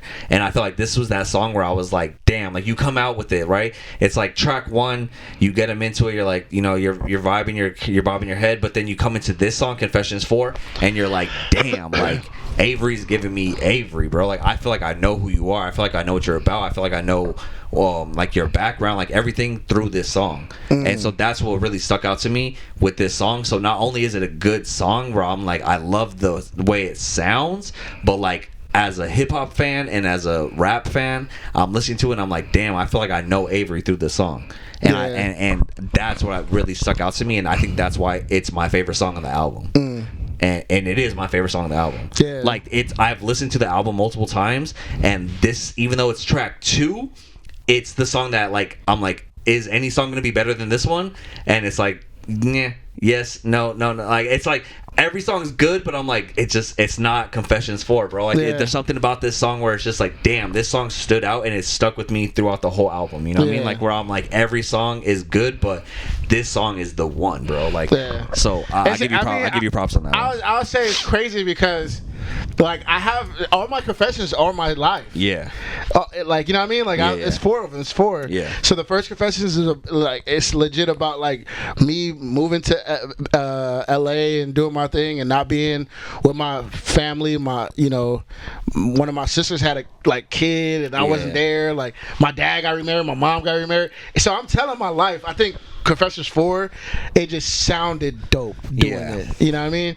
I've always said about my life, but also for the past 5 years or 6 years that I've been working with Hop, I have not been talking about my life. I've been just trying to be a rapper. I've been trying to like be like I'm good the enough. Dopest rapper. I'm good enough. Like that's the whole gist of like what my like career has been for the past like 4 or 5 years. Is like I'm good enough. Trying to prove that like, hey, I can rap too. Like like I'm a good rapper, but it's like, and also it's the story that gets people. It's a connection with you that gets people. You know what I mean? That's the crazy thing, is that now I don't care. Like I'm not like I'm not excited to do a freestyle no more. I want to make songs that, because that's the beauty of today's world, right? Today's world, if you want to shout out Stevie. Hold on, we're gonna pause. Okay, wait. Let's go back to this. We'll touch on this. Hey, what up, my dude? You on the Above the Multiverse podcast, brother? Oh shoot, what's going on? Hey, bro, we are reviewing Avery's album right now. We were talking about your song and breaking it down. I just want to talk about your verse, bro. Like, it was magical, bro. Magical. I appreciate it, man. Yeah, I was talking about that Paw Patrol bar. The Paw Patrol bar is insane, bro. You know what I'm saying? Had it for multiple audiences. You know what I'm saying? Oh my god, bro! Like, yes. So, can you tell us a little bit about your verse? Like, when you heard the song, like what you thought about it, and like how you kind of like came about your verse, because you killed it, bro. Like, it's not very like bar heavy, but it still has the bars, and then it still has like the message and it's so good, bro. Like, you killed this shit. Yeah, man. Well, when Avery sent it to me, I wanted to make sure that I was rapping for him, or just to bring his song to life. Anytime that I do a feature, I want to add something to it, and not just to rap on it and kind of bring my own perspective. So he's talking about Jojo, and I've heard, his story about, him growing up and like his situation and stuff like that. So I just kind of want to rap from a perspective of somebody that didn't necessarily make it out. And so, weeks went by, and I came up with that verse, and I just felt like it was something that could be added or, stand the test of time on that album. So I'm glad that it came out the way it did. It was perfection, literally perfection. I love that song. Dude, like, I love your verse on it, the way you sound, the delivery, like, just everything about it, man. It was amazing. We were just breaking down that song right now, so, like, I'm glad you called in. We were trying to call you and talk to you about it. Oh, okay, for sure. I was wondering. I saw Avery called there. I was like, oh, I missed his call. Like, either it's about music or something like really big happened. So let's focus on the podcast. Well, it's funny because I'm like, it's a inopportune time. We're calling on like a Wednesday afternoon, so like I feel bad calling people at this time, but this is when we're recording the podcast, so we have no choice. You know what I mean? No, it actually ended up working out. I've been out with the flu for a couple days, shit. so Damn. I've been at home trying to like bring myself back to life. But Side note, I'm on the ladder anyway. you like the fourth person that I heard that has the flu right now, or had the flu. Bruh, take your vitamins, dog. Like, it is kicking everybody's tail. Like, Janae had it, my wife had it, and I was trying to avoid it, but it just it's bad. That's so, wild. Yeah. Yeah, that's wild. Bro. But yeah, man, I appreciate you being on the verse. You got something else you want to say to him? I don't know, man. I'm playing this song in the background a little bit, and it's just like your verse, bro. It's just it's the delivery for me, honestly. Like, the delivery is like, there's something about your voice and there's something about your delivery that's just unmatched, bro. It's crazy, man. So I just gotta give you props on that. I appreciate it, man. Thanks for having me on. I appreciate it. We gotta get you on physically. So if you're ever in Southern California, please let us know. But chill. Wait, what part are you guys? I'm in Huntington Beach just for the podcast. Oh, yeah, we're all just Orange County now. I don't live in LA no more. Oh, okay. All right. I got family in that area, so maybe I'll be able to skip by. But yeah, all right, for sure. Please do, man. All right, bro. Appreciate you calling, dog. All right, man. All right, bro. Peace. Wow, look, we got celebrities on this podcast, bro. Like, you guys over here worried about like, oh, is Echo good or not, man? Echo is great, and also we got celebrities on this podcast. Yeah, all right? man. So for Jojo, man, I mean, it's cool that we were able to get Gerard and Stevie to talk about it. You know what I mean? Yeah. So that's really dope. But I want to go back to Confessions 4 real quick. Like I said, I think something the verse that you have on here and just like everything that you got, the hook is amazing, but I think the verse where you're just like, I feel like you're really spilling your soul on this shit, and I think that's what really got me onto it. And you even say, like I spill my heart on every track. I spill my heart on every track. You know what I mean? So it's like, and I know you do, but there's something about this track specifically that you like really went and like put your heart out there. You know what I mean? It's what it's really sick, and this music is the medicine. I spill my heart on every track, trying to be a veteran, trying to get my letterman conversations with letterman, have my family eating real good, and then we let them in. That's a they went over the heads. Break it down. It says I'm trying to be a veteran. Okay, hold on. It says I spill my heart on every track, trying to be a veteran, trying to get my letterman. A veteran, a letterman, like the Letterman jacket. Trying to get my letterman conversations with Letterman, David Letterman on TV, and then have my family eating real good, and then we let her mend, like just chill on the bars because they vicious and whatnot. It's that whole Letterman scheme. It's not crazy, but I thought it was really interesting. It's good. Yeah, I mean, it's good. Letterman on the really bars, the vicious and whatnot. Gotta brag on the flow, so they think that I'm so hot. Oh God, forgive me, I'm just trying to get no touch, so I can teach these people dream and stay. And that goes back to what we were talking about. Yeah, and I love that, like the way you like. So one of my favorite things about when Kanye first came out, right? The one thing that Kanye did that was like really different that I was like blown away about when I was a young kid hearing Kanye for the first time, and I'm hearing I think his first song was Through the Wire that I heard, right? And I was like, someone who is obsessed with rap at the time, you know, and obsessed with hip hop, I'm listening to lyrics and I'm listening to words, I'm listening to wordplay, and I'm listening to all this stuff, and I hear Kanye come out with this song Through the Wire, and I was like, dude, he's rhyming shit that shouldn't even rhyme. You know what I mean? Like, he's rhyming stuff with other words that don't necessarily rhyme, but he's saying it in a way that it makes it rhyme. So he's like changing the way the word, so instead of saying focused, like, you know, you say focus, and like that rhymes it, right? So like, I love that shit because I was like, dude, that reminded me so much of Kanye, where it's like Kanye would like, he says things in a certain way where it sounds different than a normal, like if you were to say it the normal way, right? And he's able to rhyme it in different ways. So I was like, damn, that's crazy. Like, so when you did that, I was like, damn, that shit's dope. Like that even though that's not really like a bar or not like a crazy line or anything, like that to me was like, that's skill, because you're saying a word differently than how it should be said. And you still get what you're saying, but you're able to like do something different. Also, there's a fucking spider just like crawling down like that. Look at that shit. That's crazy, dog. Where is it at? Right here. Look at. Oh, I see it. That's crazy. Let's get him. This is Daddy Longlegs. He is featured on the podcast. Let's see. I'll get him on my mic right here. You want to talk on the mic? Oh, he's going up. You're going back up. You gonna kill him? Nah, he's gonna go on my finger. Is it Spider-Man or what? Oh, he went back up. He's going back up. Anyways, all right. Anyways, he's gone. He's coming back up. But yeah, no, and then that's that part I wanted to get like it's like a transition for me, right? So it's like let them in on the bars because they vicious and whatnot. Gotta brag on the flow so they think that I'm so hot. Oh God, forgive me. I'm just trying to get no test. So I could teach these people dream and stay focused. So basically I'm saying that the whole time, that 4 or 5 years, go back to that, is I was trying to make it so I could tell these people to dream and be who I am. And it's like you want to show people like hey, like all the work and all the stuff that I'm doing, like it means something, like you know, like it, like you want to get to that thing not only for yourself to be successful, but to show people like, hey, like if you work this hard and if you believe in yourself, like you can do this, you know what I mean? I think that's what you're trying to say, and I think that's a good message to like put through. And I think this song more than any song is like it's the transition of like, all right, I'm just gonna rap like this. I'm not gonna.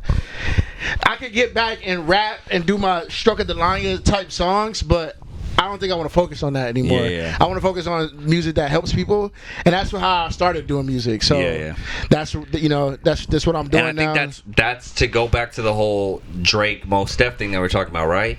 Is the reason Mos Def was hating on Drake and the whole thing that he was saying about like, hey, Drake is pop. It's like this whole thing is he said. And he said it very codedly, so you have to kind of like break it down. Like at the end of the day, he's a rapper, and if you're a fan of rap and you are a rapper like us, I think you can break it down a little bit easier what he's saying for people who don't necessarily pick up on what he's saying straight up.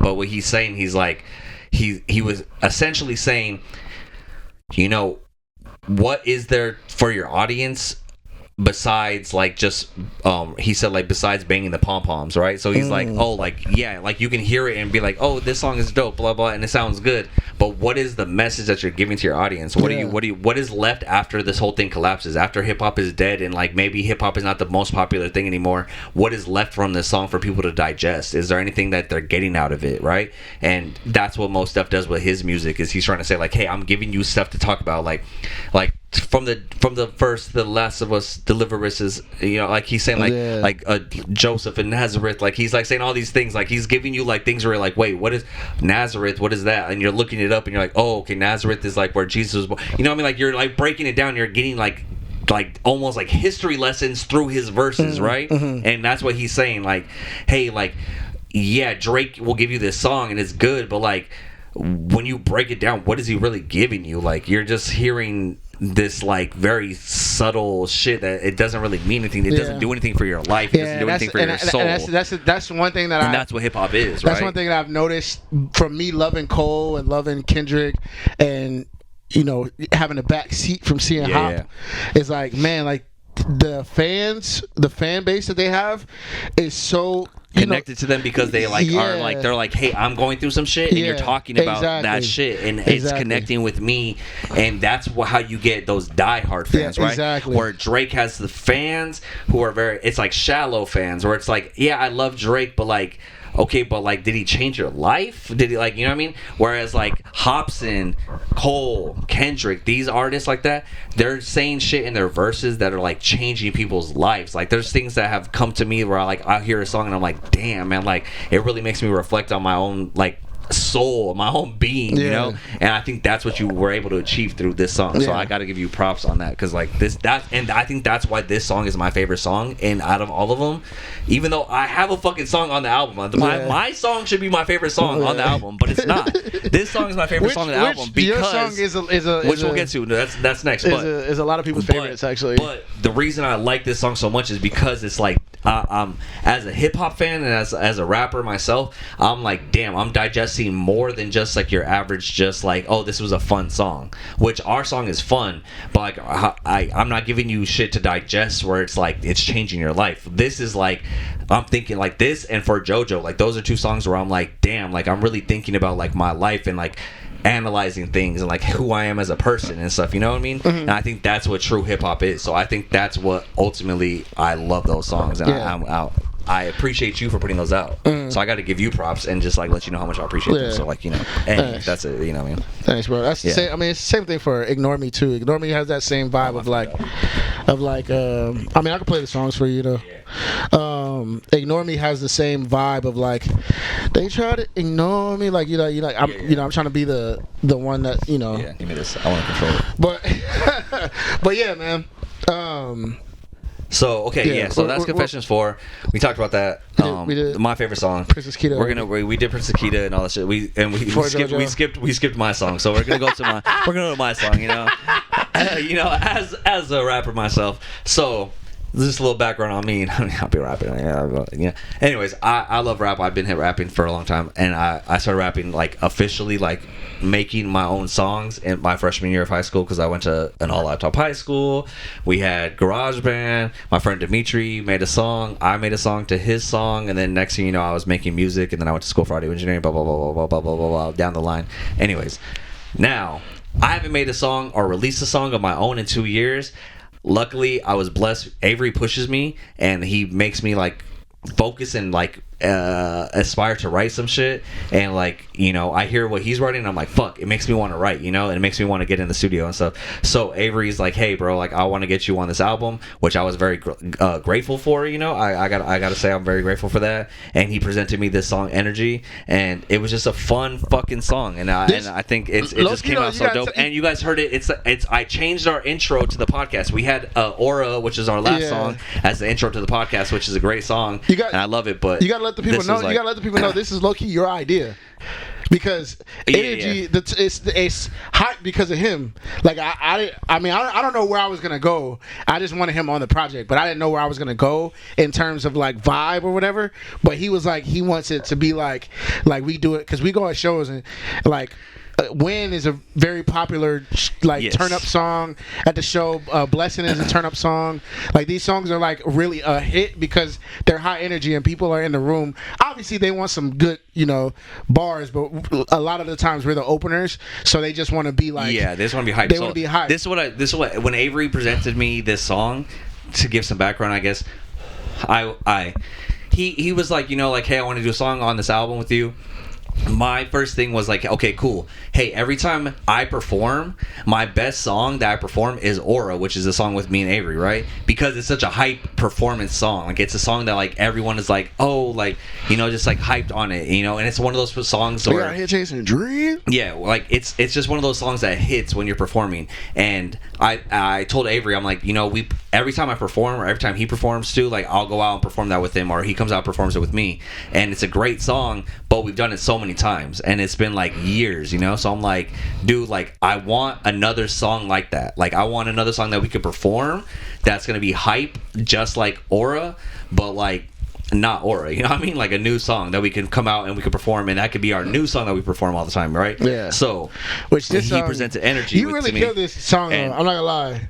I feel like I definitely killed your verses are more like a Nightwing, and I know how to let your pipe. Give him a breakdown. Hey, we broke down everyone else's verse, so we gonna break down my verse, bro. All right, we gonna talk about it though. You did though. Like I was looking at the verses, like I'm like, dang. Like when I made the video, because I was like, I was listening to it multiple times. I was like, dang, you really murdered it, actually, bro. I haven't written it in a while, and I was like, bro, I was feeling it, bro. Need some energy. You don't want problems. These rappers are acting like in my Oscar. Look at my posture. The way you wrote this beat too is like, it's just like, Saving the world like I'm chilling in Gotham. Ain't nothing can stop them.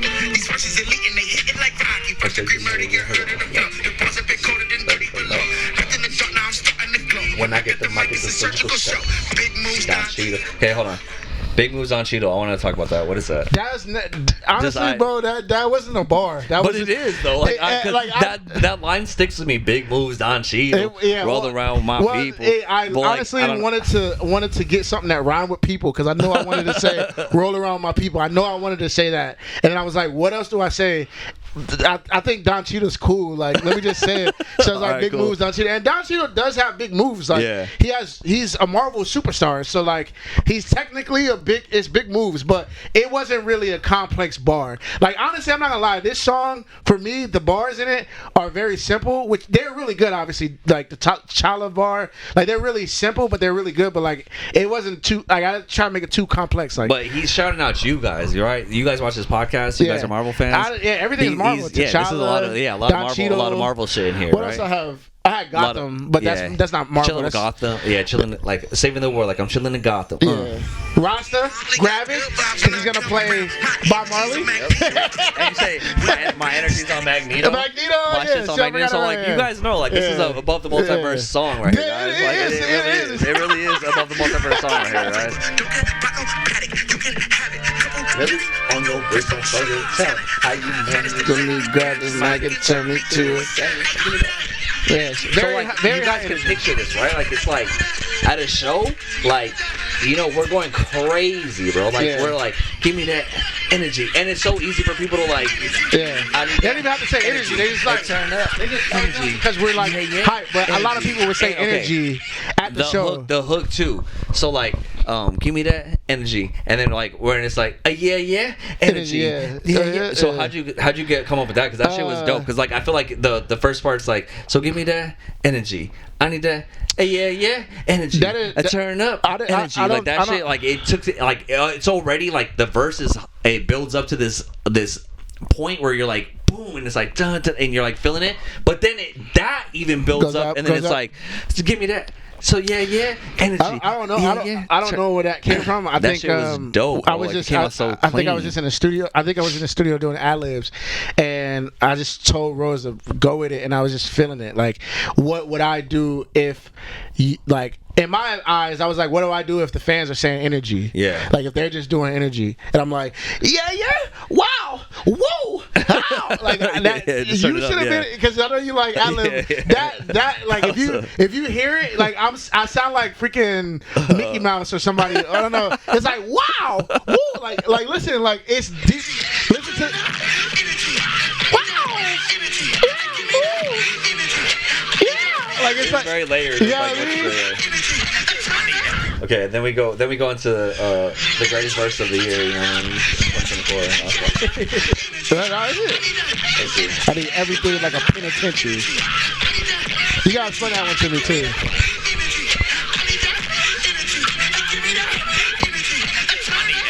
Like a penitentiary, 50-50 like a half a century. Give me like a bad kid in the elementary.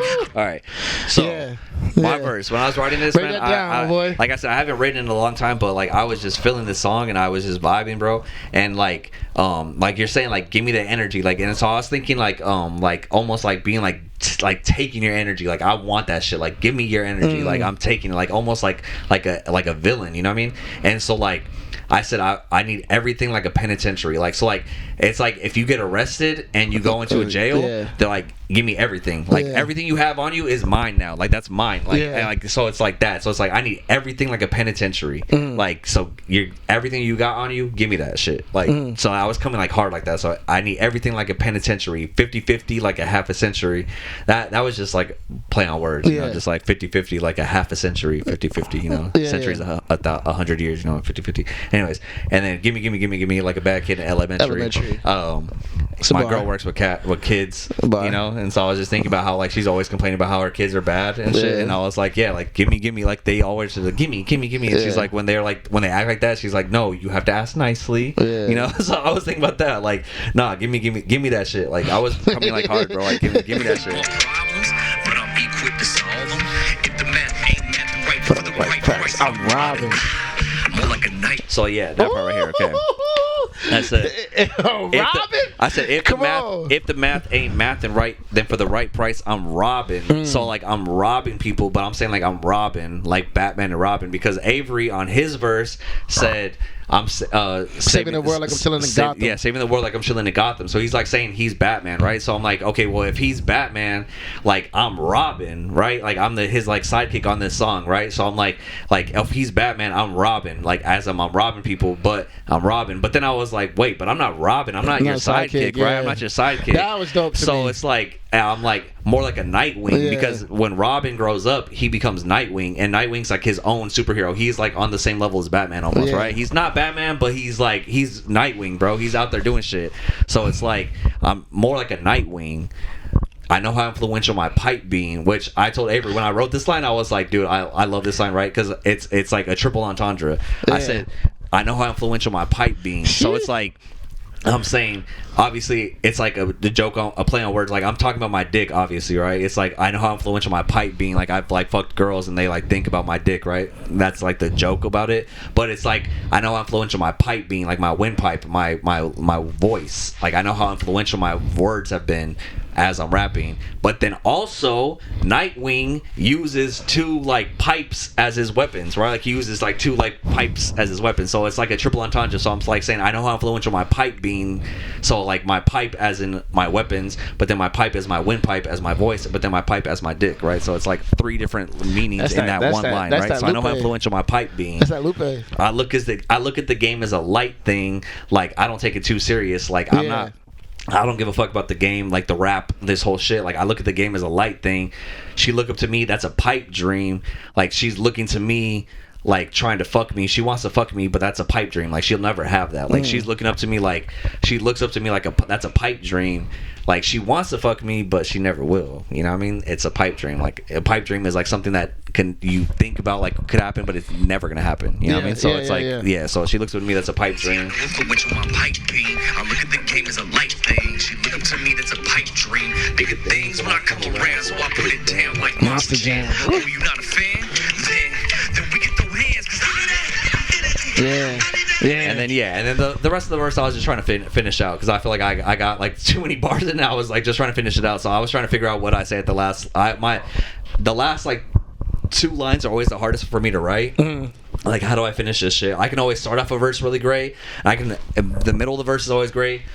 But with those last like two lines always kill me, and I always just like end up being like, oh fuck it, just say whatever, you know what I mean? And so I just end up saying something, but like I just say like what I say, like bigger things like Monster Jam, because I was thinking like, put it down like Monster Jam. Like monster, like a monster. Bigger thing when I come around. So bigger things when I come around, because I just rhymed. I was like, bigger things when I come around, and then I was like, what's bigger? Like, what's a big thing? Bigger things, and it's like Monster Jam, right? But Monster Jam is like a monster jam, like you're like a crazy dunk.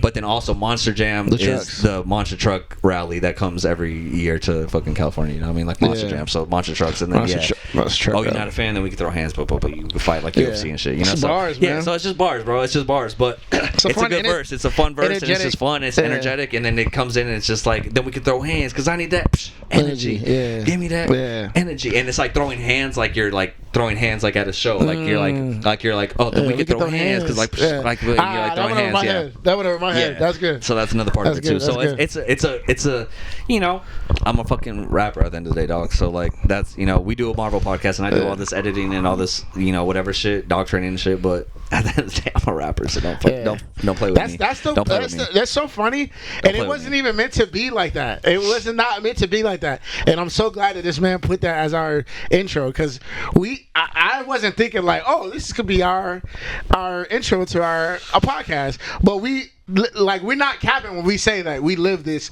He lives it more than I do, but we live this Marvel life. We live this like DC life. We live this like comic book life. I don't read the comics, but I live the universal TV. Love superheroes more than anything. You know what I'm saying? Bro. So it's not like we capping out here. Like we're not sitting over here. And I know you're gonna say it's dorky and it's nerdy, but you know what it is? Like at the end of the day, like if you think about it, like bro, like what is if anything, if I can have anything in this world that is a fantasy thing come to life. Like there's some people will be like, I want dragons or whatever.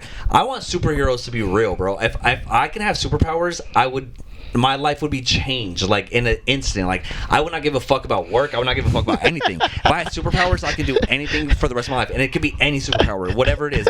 Super hearing, I don't give a fuck. I will make some shit happen with it. You know what I mean? It's just crazy. It's just it's a cool concept, and I just love it. Super side note. Super side note on this whole thing. If I was a superhero, the world would never know. Oh yeah, I would not save the world unless I have to. What's that movie with Will Smith? Hancock. Yeah, Hancock, I would definitely be Hancock for sure. I would for my own benefit and my people's benefit. Yeah, and maybe sometimes helping out occasionally when it's like I'm like a incognito superhero where I go and do it. And then I like disappear. Like I just did it for months, and they're like, "Damn, there was a person that saved the world." Yeah, but I don't know exactly. Who it was, That's how it'd be. But yeah, I'd be a billionaire, and you guys would be like, "How does he have so much money?" And it's because I have X-ray vision, and I can see through the vaults of a bank, and I can fucking break into that shit. Whatever it may be. Like, I would do some devious shit. Yeah, I'd be anti-hero. So I wouldn't do it like that. Like I'll be on some like. I'd save people for sure. I'll figure out a way, but yeah. Anyways, I'd save people, but I'm not. Yeah. I'm not fighting crime. That's what I'm not doing. I'm not risking my life for anybody. I'm not gonna lie. I honestly, we need a superhero that be battling the cops, like the cops that be shooting black people. Yeah, that's what I would be. That's Luke Cage. Cage. I gotta go see. Luke Cage is bulletproof, so what I mean? Like you try to shoot him. I gotta go. Yeah. We need a Marvel. Kevin Feige. We need a Marvel. If I was a person like that, unable to get hurt, then I would be so reckless. It'd be crazy. You know what I mean? I'd be so reckless. I'd be the UFC fucking people up like not getting hurt. All right, cool. So we're on a hype song, so I want to continue with the hype song, and hopefully we can get this guy on the phone too. But we got Stroke of Delanya.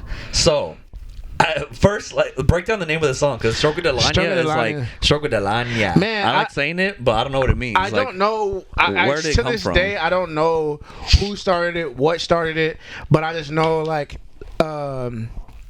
we were saying it around like my middle school, Cal Wilder, and then I think they, some Arbor View people, but like in that like southeast side of like Vegas. Is it southeast? Southeast, I think that's southeast. Anyways, that's where I went to school at, and we were saying it. We brought it back to our neighborhood, which is the north side, and like me, Gerard, Jojo, like my stepbrother Ronnie, Marquise, Kenny, we all said Stroke of Delanya. Like, so I was like, instead of saying like Kobe, yeah, we said Stroke of Delanya. Yeah, Stroke of Delanya. I don't know, you know what I mean? I don't know where it came from. Like sometimes Gerard be like Stroke of Zimbabwe, like it's just it's a stroke. Like in basketball, you got a mean stroke. Pause. Like a stroke is also like a shot, like a form. Your stroke, the way you stroke the ball. Pause. It's another form of like shooting. So that's how we did it. Stroke of Delanya. And I was like, dude, like everybody in this world of music, of rap, says I'm about to ball Kobe, ball Steph Curry, ball I got 30. Like everybody says that. No one has made their own thing. You know what I mean? And like I said, I didn't make it up. Like I said, anybody that comes from me from Vegas, I don't know who did, but we were saying it as a collective. So if you started it, we can have a conversation. I'll shout you out. Call into the podcast. But yes, we were saying it as kids, and I was like, man, I still want to ball in this rap game and try to get some money off of it. You know what I mean? So what else can I say that is like balling? What's it called? The simile or the what's the word? Yeah, like a simile.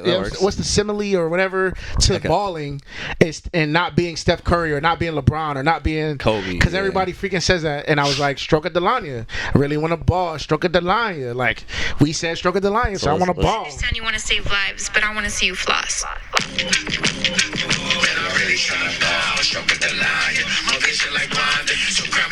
Okay, real quick. He said, "My vision like Wanda." We talked about this is a Marvel podcast. At the end of the day, we are rappers, but like I said, we do this for you guys, right? Look what he's saying. He said, "My vision like Wanda." Come on. Yeah. You got if you don't know that line, come on. Come on. You guys shouldn't be watching this podcast if you don't get that one. Like my vision like Wanda. That's a bar. Crown me T'Challa. Crown me T'Challa. So crown me T'Challa. T'Challa. Right here, guys. Stroke of Delanya. Stroke of Delanya. Stroke it, Delanya.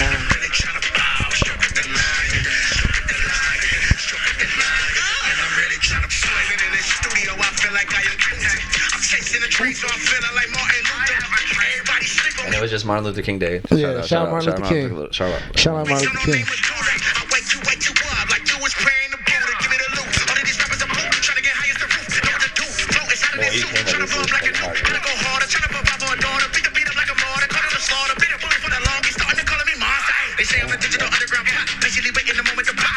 Said I'm a digital underground pop, which is digital I'm a digital underground pop. Yeah. If you guys don't know your hip hop history, digital underground and pop. And I wanted to say, I just want to say, and no one has said that. I feel like I'm digital underground pop. Shout out to Hop. Shout out to Underground Prodigy. But I'm the I'm Pac right now in digital underground. Like I'm like they rock with me like what's his name, Humpty rock with Tupac for sure. But they didn't see Tupac like Tupac. Tupac was in the background. It was a background dancer in the Humpty Hump video. Exactly. You know what I mean? Like they were just like, oh, he's Pac, so he's Tupac. So like I feel like that's a crazy bar. That means a lot to me. They say I'm the digital underground Pac because I really feel like him. Like I feel like I'm meant to be Avery Harden. Yeah. Avery Harden. Like Tupac in Digital Underground, like he was Pac, but like he was Pac. You know what I mean? Like, and I feel like they didn't take him seriously. Yeah, I feel like here, him like that. And I'm not saying nothing bad against Hop or anybody. It's just like I feel like I'm not Avery Harden to a lot of people. Yeah. And once I'm out of this Digital Underground Pac, it's gonna be like, oh shit. Yeah. He was there the whole time. Yeah. So that's a big bar for me.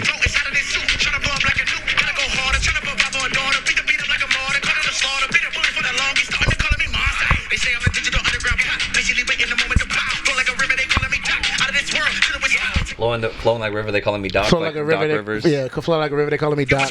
Out of this world, chilling with Spock. Star Trek. Another nerdy bar. Come on, guys.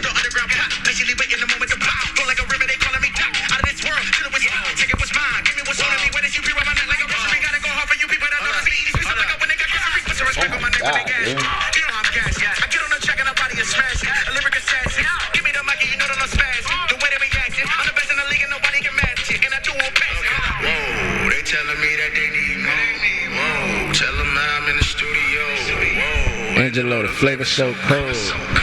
Tell Rose that we about to.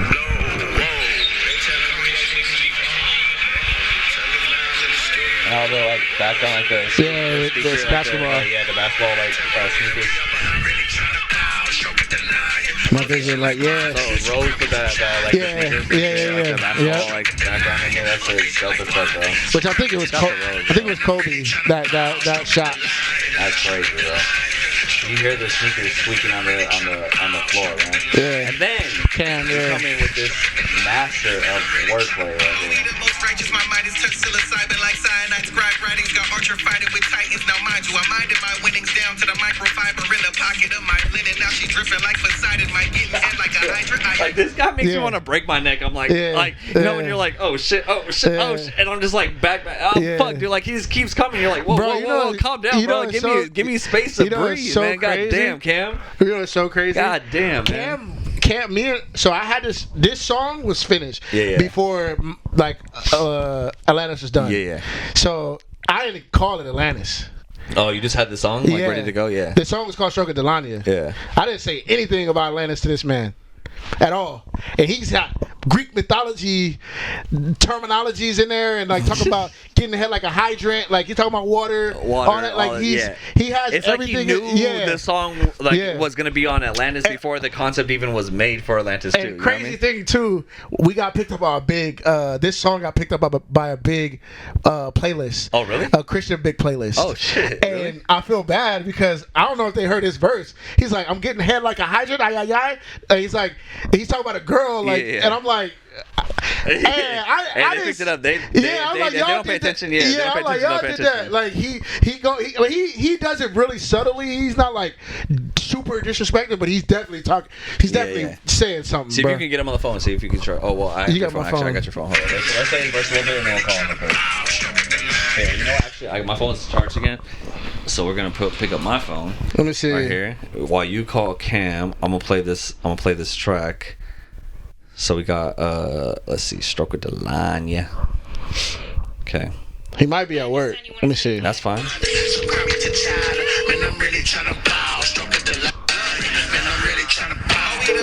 My mind is turned psilocybin like cyanide. Scribe writings got Archer fighting with Titans. Now mind you, I minded my winnings down to the microfiber in the pocket. Yo, my dog, how you doing? Dripping like Poseidon. I'm chilling, man. Archer. Did I catch you? Archer. Did I catch you at a bad time? Oh no, I'm just leaving work right now, to get up there. Okay, Can we cool. talk to you for a minute? Yeah, we You just were- like that's a you're on little the- minute, let him know, man. I got a podcast I do with one of my best friends, and we kind of breaking down the album. He just wanted to say something to you about your verse, bros. Oh yeah, go ahead, man. Okay, first off, Cam, what's up, man? This is Adrian. God How you doing, damn. man? First and foremost, God damn, bro. God fucking damn. Like literally, like we're breaking down the album, right? Like my neck can't go far back enough. I'm getting like attacked by your verse, bro. I'm like breaking my neck trying to listen. Like I'm like, holy shit. Like you're coming at me way too. It's so crazy, bro. First and foremost, I've been following you for a while too, and like you are like the hungriest rapper besides Avery I've ever met and ever seen. You guys are crazy, but like your verse, man, on this song is insane, bro. Like you just come at it so hard. It's so dope. So can you give me like a little bit of background of like what was going through your mind when you were working on this song? Like what like when Avery first sent it to you, like how'd you come up with this verse? Like just give me a little background on it, please. Yeah, thank you. Man, hey, man, you ain't gonna be humble on my podcast, bro. Talk your talk, my nigga. Talk your shit, Cam, please. bro, I ain't gonna cap, bro. You one of them niggas that I'll be like, all right, nigga, I gotta work a little harder. You feel me? Seriously, man. Hey man, I'm just saying, man. I just, Avery sent me the record. I always ask when somebody sends me a record, what, like, do they want me to like be rappy Cam or what Cam they want? So I already know what the type of energy Avery's gonna bring to a record. So I'm just trying to match the energy. He had his verse on it already. He went in, so I was like, all right, I gotta go in. So I just tried to, God Yeah, damn, make sure it bro. was quality and it was up to the standard, Yeah, no, and God, you went crazy too, bro. Like It's that, like something about your delivery, bro. Like your delivery is like unmatched by any rapper that I've seen in like the last like fucking 10 years, bro. Like it's crazy. Like so like your delivery is just insane. Like especially someone I rap obviously, right? And it's just like one of those things where I'm like, I wish I could be better with my delivery, and I pay attention to that. And the way you say your words and the way you say your lyrics, it's crazy, bro. Like it's unmatched. Like you were unmatched by anybody with delivery, bro. I'm telling you. Oh, thank you, man. This is honestly years of being whack and then be better. nah, nigga, that's some reps you be putting in, bro. Like you put in reps, bro. I be seeing you. Yeah, man. Trust me, it was a lot of time of thinking I was nice when I wasn't, and now I'm able to, I'm not, able to say I am nice now. But it's just like you said, it's reps. It's a lot of time put in. Yeah. God damn, man. Yeah, I know, and I see you on Instagram, bro. Like the stuff that you put out is crazy, man. Like it's one of those things where I'm like, how and why does he come so hard with every verse? Like, like sometimes I take a verse off. Like I'm like, all right, I'll take a verse off, and like this is gonna be not the best verse. It's gonna be all right. It's gonna flow. It's gonna sound good, but it's not gonna be like crazy. But like you do not take a day off, bro. Like you were just like every single verse is harder than the last. It's crazy, man. Ever since Fiji, I think Fiji was the first track I ever heard you on, where I saw you on Fiji, and I was like, bro, what? Like, what is this? Is crazy. Like, what is this? And then, like, ever since then, it's just, it's like you've never stopped, bro. Like, it just gets harder and harder every single time. It's crazy, bro. Yeah.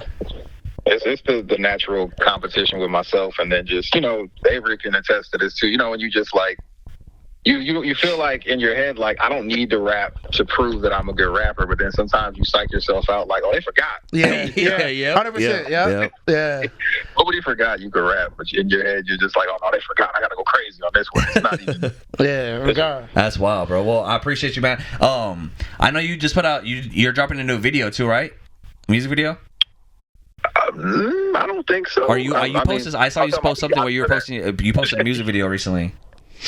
Oh yeah. No, I just posted like a clip from one of my older videos. Just I'm just trying to stay up on my content stuff. I'm trying to put out a lot of content this year, so I know it feels new because it's from a while back, but yeah, no, that's an older record. I believe I posted a clip for it. Well, but I know my videographer's gonna be on my head about let's get some videos out. Yeah. So, nah, but hey, bro. I appreciate you, bro. I haven't got a chance to talk to you since it dropped, but I just want to say thanks, man, for being a part of it, bro. Everybody love your joint, man. I was just telling him before I let you go. I was just telling him we got picked up by like a big Christian rap playlist. And yeah, and I was like I'm a Christian, obviously, bro. Like, you know, I ain't ashamed to say that, but like this wasn't a Christian rap record, so for them to pick it up, I was like, oh, dope. But I was like, I don't think they heard your verse, bro. I'm like, yo, like this nigga said I'm getting hit like a hydrant. You know what I mean? I'm like, yo. Yeah, so that's to be about that. Like, this is a Christian site, but I don't think they caught the line. That's what I said. I was like, man, like I didn't say one bad thing about nothing. I was like, all right, cool. Maybe they just heard my verse and then did not go to your verse, and I'm like, bro, I don't know. I don't care. Like, let me get the views up, and then they gonna probably figure it out. But anyways, my nigga, I just want to say, bro, I really appreciate you, bro. And it's not the last time I'm gonna, ask for a verse. So yeah, we gonna chop it up because I definitely wanna shoot a video for this. So we'll chop it up soon too. Yeah, man, keep me posted. All right, for sure. I appreciate you being on, bro. Yeah, thank you for answering your phone, man. All right, I'm holla. But damn, man. So yeah, there it is, Cam Archer, guys. Look at that. I'm telling you, we're pulling celebrities left and right on this show. Yeah. We're like a couple episodes away from Ariel Juan. You know what I mean? Like we're pulling the biggest rappers on this show. Cam is crazy, man. I think and he's so humble, bro. Like it's crazy. Like it's crazy because like you guys listen to this, and if you guys don't know Cam Archer, like you're just like, oh, like yeah, he seems like a cool, humble guy. Like, and he is, but it's like, dude, like he's like with rap, it's disrespectful, bro. Yeah. And not in a mean way, not in a bad way. It's like as another rapper who like listens to him, I'm like, okay, like yeah, I feel like you're beating me up without even like you're bullying me without even like trying to bully me. You know what I mean? I'm like, dude, like chill, like fuck, like all right, let me write. He's gone. He's done some crazy. He's done some crazy stuff. Like he's been on bootleg Kev a couple of times. Dude. Like on his radio station. So he's insane. He's moving, man. And he's doing a really good job, dude. I rock with Cam. Super insane. I met Cam actually when we both opened for Lupe Fiasco. Oh really? Oh shit. I was wondering how you guys met. Yeah, we opened for Lupe Fiasco. Where's he from? Where's he from? He's from the IE. Oh, so IE. Shout out I think that's what like Fontana. I don't know. I don't know if he's from Fontana, but that area. The Inland Empire. Yeah. So if you guys don't know Inland Empire, IE. But yeah, we met then, and I just thought Cam was dope and just a dope human being. Yeah. And one of his homeboys like matched us together. And then from there, I just like rock with bro. And then, we did Fiji, and you know what happened to Fiji. Yeah. But I told him I had to redeem it. I was like, everything is good with this, bro. Yeah. I was like, everything, because I talked to him about what happened to Fiji. He was like, damn, that's crazy, bro. But it is what it is. Yeah. And he was like, I was like, bro, like everything's copacetic with this, bro. Like there's no way nobody could say anything. You know what I'm saying? Yeah. But yeah, anyways, man. And it's like I don't understand how you could fit so many bars and so much shit into one like verse. Yeah. It's honestly crazy. To summarize it, Olympus, all I know is where my roster resided. Piling up out of effort, degraded work I'm compiling like it's tested for the tube. I feel abused, my weirdest science, get a clue. Maximus nothing, no boost in the truth. Texting the actions and mirroring moves. Clear they aggravate, so it behooves. See, Eddie go tabulate, homage and calculate. Honors for commas, the city is due. Saying A to this, saying alien, I native. Each flow he weighed off his own created list. Limited damage was often sandwiched with fits of panic. Lifted chances like, from hellish steps. My demons was distant famines. Chips they stand pretty more than clips for cam. It take clicks of cannons. God's plan is strict deeper. Like take away the words. Yeah. Like if the bars are there, the lyrics are there. Yeah. But like the way he delivers is crazy. Yeah, bro. It's insane. And this I'm blown away. This is what I say. This is what I say about Cam is I think he's the modern day Lupe. Oh, because bro, like the way he does shit. The way I like. So I'll be 1,000. I love Lupe, but sometimes I gotta go back and listen. I have to listen to Cam's verses like 4 or 5 times because I'm like, dude, like on Instagram, like he posts something and I'm like, okay, like sometimes I'll be like, okay, I know it's too much for me to digest right now. I got to like chill, like, and then I'll go back to it later and I'm like, okay, let me like sit down and like really analyze this. And I'm like listening to it. I'm like, okay, fuck, holy shit, what did he just say? Like he said that, and I have to go. It's crazy, bro.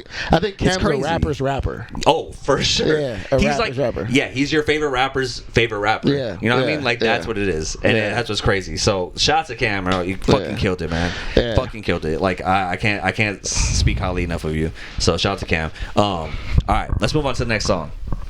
FTD. Oh yeah, this is bro. Good one. This is a fucking great track featuring our boy Y0URz. Shout out Y0URz. You guys have seen him on the podcast before. If you haven't, go back and watch that episode.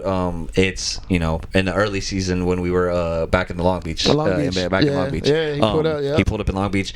But we're gonna get him back on the show soon. Now that we actually have another one that we did here, but it was like that's gonna be like unreleased. The archives one day. It's an unreleased track that if you guys really want, Patreon, you coming soon. Yeah. I still have all that shit on my old flash drive and shit, so we'll see. Crazy. I think so. Hopefully I might have deleted it honestly because I need to remember it. But anyways, regardless of the fact, this song FTD. So FTD, fuck Donald Trump. No, it's fine. No, FTD. FDT is fuck Donald Trump. Yeah. FTD is fuck the devil. Yeah. All right, and so this is the song that probably should have got picked up on the Christian playlist. So the song itself is just good. The beat is good. I think your verse is good because it's not like. I love a song that takes a concept and like you do something with the concept, right? It's like you're like. So many songs or so many verses. Like I think some of the best songs. I'm like kind of all over the place because my mind's like going at 1,000 miles an hour. But I'll say this: there's a song by I've been listening to it on. It comes on the radio when I'm at work, and it's Sarah Bareilles. And it's I'm not gonna write you a love song cause you asked for it, cause you need one. You see, I'm not gonna write you a love song. Yeah. Okay, so in my mind, and I've been wanting to talk about this, and I was like, I wish someone asked me about this, but no one asked me about it, so I'm talking about it on the podcast because this is my only escape to say shit. That song is one of my favorite songs because the way it's written, I appreciate it as a songwriter, right? That song, I'm not gonna write you a love song, is a diss to her record label. Oh. Right? So when you look at it like that, listen to it again, you're going to be like, oh shit. She's talking to her record label because her record label is like, oh, write me another love song. Write me this, write me that. And she's like, you know what? Fuck you guys. Like, I'm not going to write you another love song because you asked for it because you need one. Like, I'm not going to write you a love song because you tell me it's make or break. Like if I don't write you another love song, it's over. Like I'm out of the fucking record label. Like I'm not gonna write you a love song. So she's like dissing her record label, saying like I'm not gonna do what you're telling me to do, and then that's her biggest song, right? So like that's dope. And she's like, and if you listen to the verse of that song, it's just so dope. So I love like a song that has a concept where you're like talking about something, like right, like you're taking it and you're making like you're putting your shit into it, right? So that's what I like about this song, right? Is the FTD concept is like fuck the devil. Like it's not just another song where you're like I'm a dope rapper or I'm talking about myself, whatever. It's like you're taking a concept where it's like, man, fuck the devil, fuck what he believes, like I'm doing this shit. And so you're like, it's like a whole concept where you're like talking about like how the devil's like trying to play you and shit. So let's play a little bit of it. I mean, I just want to when the in my opinion, when the concept came, I was like, you ever seen that tweet where it was like, I went to church and I was like, F the devil, and they kicked me out? It's like I thought we all hated this nigga. Yeah. That's how I feel. Like that's how I felt in the moment where it's like, F this nigga, bro. Like if you really think about it, like everything associated with like Satan and demons and demonic is like bad. I don't want that energy. We're gonna make the Doja Cat fans mad, but whatever. I don't care. Because I'm little like, non-sex. I'm sorry. I'm like great. I'm like good energy, and I want good positive energy around me. I hate like bad energy and negative and demonic stuff. So I'm like, F that. Like, you know what I mean? Like we're gonna be derogatory to that. Like I don't really. It's cool because like it's like a diss song. Whereas like I think you as a person, and I know you very well, you're not the type of person to diss someone and like talk shit, but like this is an escape and a way for you to talk shit about someone, right? And like do that kind of song where it's like fuck you, like talk shit and like be a diss song, but you don't have anyone to diss. in real life, right, or not real life, but like as a person, you have no one to diss. Anybody but the person you can hate is the devil, right? Exactly. So it's like fuck the devil, and and all the demonic shit. It's like I thought we all hated this nigga, so it's relatable. Yeah. So everybody's like, I have like a fan who she rocks with me, but like she's really into FTD because it's like you can relate. Like you're like, oh yeah, F this nigga, bro. Like, and it's a great market to break into. Let's be real. Like the Christian market, like the Christian market is a great market to break into, man. And they need a hard ass song, right? So it's like I posted it on. I posted it on YouTube Shorts, and everybody's like, hell yeah, F this guy. You know what I mean? Like you get old white guys like F him, F him. Like this is where the MAGA supporters and like Avery connect. You know what I mean? Like they're like, wait, I hate Donald Trump, but also fuck the devil. All right, I'm not. I don't want people to. I don't want black people to. I don't like affirmative action. But I'm gonna fuck the devil. You know what I just thought of, bro? Crazy, you know what I just thought of, which would be very controversial, but it'll probably be good for me. And Dream might not go with me with this, but if I go down to Huntington Beach and everybody's doing the and I'm like, devil can't have my soul, guys. Devil can't have it. And those guys who are down there, devil they think, they probably think Joe Biden's the devil or whatever. Oh my god, it can work, bro. So you know what's funny? So for you guys that don't know, like, so I live in Huntington Beach. So if you guys don't know about Huntington Beach is like Surf City, USA. It's like it's a very touristy spot. I love it because like the energy, the touristy, the vibe of like people coming from all over the world to come visit this spot is cool. That's what I love about living here. But it is very, very, very, very Republican and very Christian, I guess I would say, like hardcore Christians, right? So there's every time you go to the beach, to the pier, there's always Donald Trump supporters, and there's always hella like Christian, like Bible pushers, like heavy, right? Even like last week, me and Kat went down to the pier just to walk the pier, and there was a whole rally of people with a cross, carrying a cross, walking down the thing, chanting like Bible verses as they were walking down the pier, like 50 to 60 people, like bro, like walking with a cross, like it was a whole thing. So like, and every time you go down there, there's always at least one or two people that are like believe in Jesus, he will save your life, and like all that shit. So like I feel like if you did that over there, those people would be like, hell yeah, bro. Like, yeah. And I normally they would talk the loudspeaker. See, I told you the loudspeaker was a good idea, bro. I told you the loudspeaker was a good idea, bro. I told you. All right, good. So yeah, so we got to make it fun. So we're gonna be doing that. But I'm telling you, so this song is fucking dope. So let's play a little bit of it so you guys can check it out too. What is the devil? How you really feel? Yeah, this beat's crazy too. This guy named Louis made this beat. This guy named Louis. Yeah. That'd be cool if that was his producer name. This guy called Louis. That'd be dope. That'd be cool. But Louis, shout out Louis. The way the beat comes in too, like. We aim at the devil, we shot his top. So what is? Break that part right there. What's that? Aim at the devil, we shot his top. And my straps like it's Adidas. Adidas. Adidas. That went over my head a little bit. Like Adidas, but Adidas. Okay, yeah, that's dope. Okay. I'm running my straps like Adidas. Yeah, okay, Adidas. Adidas. Yeah. Okay, bro. Okay.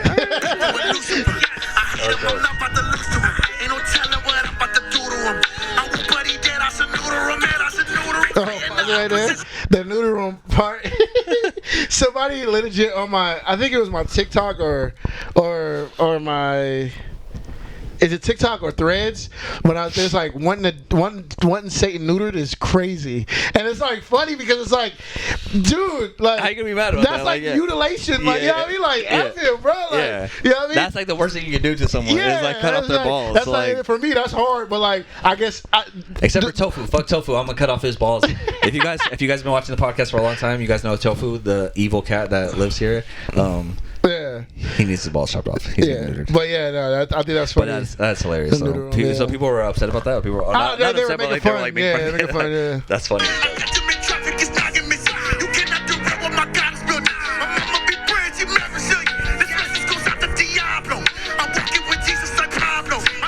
walking with Jesus like Pablo, like dude. you know, Jesus walks, Kanye West. Jesus walks. Like, that's Kanye the West's bar, bro. name was Pablo, like Pablo. that album that he came out with, Life of Pablo. Yeah, Life of Pablo. Let's go. Yeah. And that's a crazy line too. That's like a subtle line where it's like, I'm hoping you die slow, and that's on the Bible, you know, because it's like contradicting itself, right? It's like you're saying like, I hope you fucking die slow, and that's on the Bible, because like you would say something like good, that's on the Bible, like you're saying something good on the Bible, but you're like saying something so evil and like hurtful, I hope you die slow, and that's on the Bible, but you're talking about the devil, so it works, right? It's acceptable. Like, it's acceptable. That's what I'm saying. It's crazy to say that. It's like God didn't even want you, bro. Yeah, it's a crazy line to say, but it works because you're talking about the devil. Like that. I think that's one of the dopest lines on that shit right there. It's like, I hope you die slow, and that's on the Bible, like, you know. And then the hook is like, you can have. And then so before we get into Tone's verse right here, yours verse, I wanna say something before. Okay, hold up. You heard him say yeah. Try to call him too if you can. Oh yeah. So the thing about yours, bro, this guy is so good, bro. We met this guy. He's from he's from Cleveland, Ohio. Cleveland, Ohio. Cleveland. That man said Ohio. He's a Browns fan. Has been forwarded to. Whoa, what is that? I think he's probably on the phone with somebody. Try one more time. Should I wait? Just call one more time. Because sometimes the first one gets ignored and the second one goes through. Which is really weird. He probably has it on like muting notifications, so. Yo, I told you, bro. My dog, you are on the ABOV The Multiverse podcast right now, brother. What's up, bro? what's going on above? How y'all doing today? Yeah. Hey, bro. So yeah, we're breaking down the album. We're breaking down Atlantis II right now, and we're on FTD right now. So shout outs to FTD. Fuck the devil. Yeah. So before we're about to play, he said, "On God." On God. Hey, so we're about to break down your verse right now and kind of talk about it a little bit. But I just want to like give me some background on it. Like, how did this verse come about? Like what like how'd you write it? What made you think about like what Just give me a little background on this verse. Can I share a fun fact first? Please. So the fun fact that nobody know about this album, I don't think me and Abe told nobody this, but I was originally supposed to be on Stroke of the Lion. Oh. On God. Yeah. On God. On God I was, but Abe felt like this was perfect. I felt like this was perfect once he said it, once he gave me the concept and we heard the beat, and it was over with from there. Once he told me the concept, I was just like, yeah, this is, so let's do it. Yeah, I mean, I think the switch happened when I realized you wanted to be like on some real. You know what I mean? And Stroke of the Lion is just on some fun, rapidy, and this had a concept and a message behind it. So when I realized that you wanted to be on that type of vibe, that's where I got the idea. Yeah, but I just thought that would be good content to share with the world. A little fun fact nobody knew about. But yeah, that's dope, bro. FTD, the concept of my verse basically was just to show like hatred towards the devil, but like. Not real hatred. Like, it's hatred towards him, but I'm not a hateful person. But like when it comes to him, he oppie. You know what I'm saying? I mean, that's dope. That's dope. That's what we were just talking about too. Because it's funny. Because like I was saying, like I feel like you and Avery are both not hateful people where you're not gonna like diss anybody or say anything mean about anybody, right? But this is an opportunity where you're able to say so much hateful shit and be like that, like diss someone because it's the devil, right? So you can say like fuck the devil, you can say all this shit, right? Because it's the devil. So I feel like it's a great concept for this song. Like it's so introspective, it's so dope, bro. This record, this our first diss record. But yeah, man. So like, tell us a little about your verse. I know when you were, the cool thing I was gonna say right before we called you is I kind of got a chance because me and you were so close. I got a chance to kind of see you process it and like come up with like what you were gonna write and how you were like. I saw the process of you making this verse and I saw like you evolving and like doing things with it where you're like, I don't know if this is gonna work, but then you made it work, you know what I mean? So I think that was really cool. Like even like the last part of the verse where it's like you kind of have like a part where it's like layered a little bit, and I think that part came out so fucking dope. It came out so clean on this verse. It's crazy that you say that because that is true, bro. That's true. It's definitely like that. It was like I wanted to make sure I got everything in there as far as like the message. So it was like this was a different type of format for me as far as like writing a verse. I was more so trying to make sure I got everything out versus trying to make sure that the vibe matched. But it was also making sure that Avery was satisfied with whatever I gave him. Yeah. So it was a whole bunch of different layers to it. But yeah, man, like the first bar, I said, "F the devil's soul." Yeah, I mean that shit. Continue to burn in hell. Take the scenic trip. I just felt like that put you in a place of what I was on. You know what I'm saying? That's how I wanted to start it off. I wanted to just take you there first. So then everything else just, you know what I'm saying, was like you there with me. You know what I'm saying? You can see where I'm going with it. I said, goddamn. Yeah. Yeah, No, seriously though, man. Like honestly, this is one of my favorite songs on the album, and I think what's cool about it for me personally is because me and you are close and we talk about our verses, right? Like as I was writing my verse, I was telling you about my verse, you were telling me about your verse as we were writing it together, right? We were both kind of like giving each other like tips and pointers and shit, and like seeing your evolution, like how you came about it, and then seeing the final product, I was like, damn, bro, this shit came out so clean. And so like for me, it really for me, I think it hits a little bit harder because I was like, damn, I got to see the whole process of how you came up with it, and then hearing it at the end, I'm like, oh, I knew what you were trying to do right there, and you were kind of like, oh, is this gonna work? Is this not gonna work? And then when it did work, I was like, damn, like that's crazy, like that part worked really well. I gotta give a lot of credit to Rose Hills and Josie. You feel me? Because they definitely, you know what I'm saying. I wrote it, but you know what I'm saying. When it comes to projecting it and making sure that the message get delivered the proper way, you know what I'm saying? They did their thing for sure, and Josie was on my ass about it too. She made sure that I did the right thing, and I'm glad she did that because if that wasn't the case, it probably wouldn't have turned out the way it did. So kudos to everybody that played a part, man. It came out great, bro. Well, I'm excited. We're gonna play your verse right now, so we're gonna let you go, but. Hey, come on the podcast soon, bro. Please. We got the studio. We got the studio all set up for you. I'll be back real soon. I seen it too, man. It looked nice in there, man. I'm jealous I ain't been in there yet, but it's cool. It's coming together, bro. It's coming together. I'm gonna have to bring a nice little housewarming gift or something to it too, man. Hey, you know, you got a little studio vibe. Oh, for sure, bro. Well, but y'all go check out that FTD. Yes, exactly. Stream that shit, bro. Y0URZ. Avery Harden, the greatest of all time. Let's get it. Hey, appreciate you, bro. I appreciate you, man. We'll holler at you soon. All right, holler at y'all in a minute.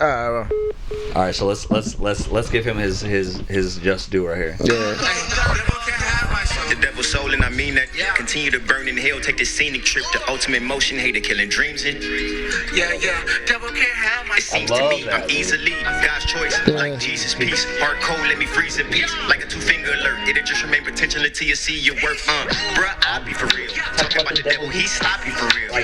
Okay, let me just pause that real quick. I love how you did that. I love how you did that. Like, I'll be for real. Yeah, like talking about the devil, he's sloppy for real. I was talking about Cam's delivery. Like the one thing I love about yours is his delivery and his voice, right? Like he has bars and he has lyrics. Like all of us have lyrics and have bars, but there's something special about certain people's deliveries and different their voices and stuff. Like when I first heard yours, like there was something about I was like, damn, his voice sounds like someone I have already, like I can hear him like on a TDE track or like he seems like he should already be famous, you know what I mean? Like I don't know why he's fucking with us, like, or not. Avery for sure, like Avery deserves this, but I'm like me, I have like imposter syndrome, so I'm like, dude, why is this dude fucking with me? Like this is crazy, you know? Like he's so good, and like hearing that shit, like the way he does his verse and the way he does it, like it's just like it's crazy, bro. Like motion, hater killing dreams and shit. Like and that part right there, like the way that you guys, like that was Rose, right? Like it had to be like that little, little, for sure. Rose, like Rose told me, like he told me to sing it right there. And shit.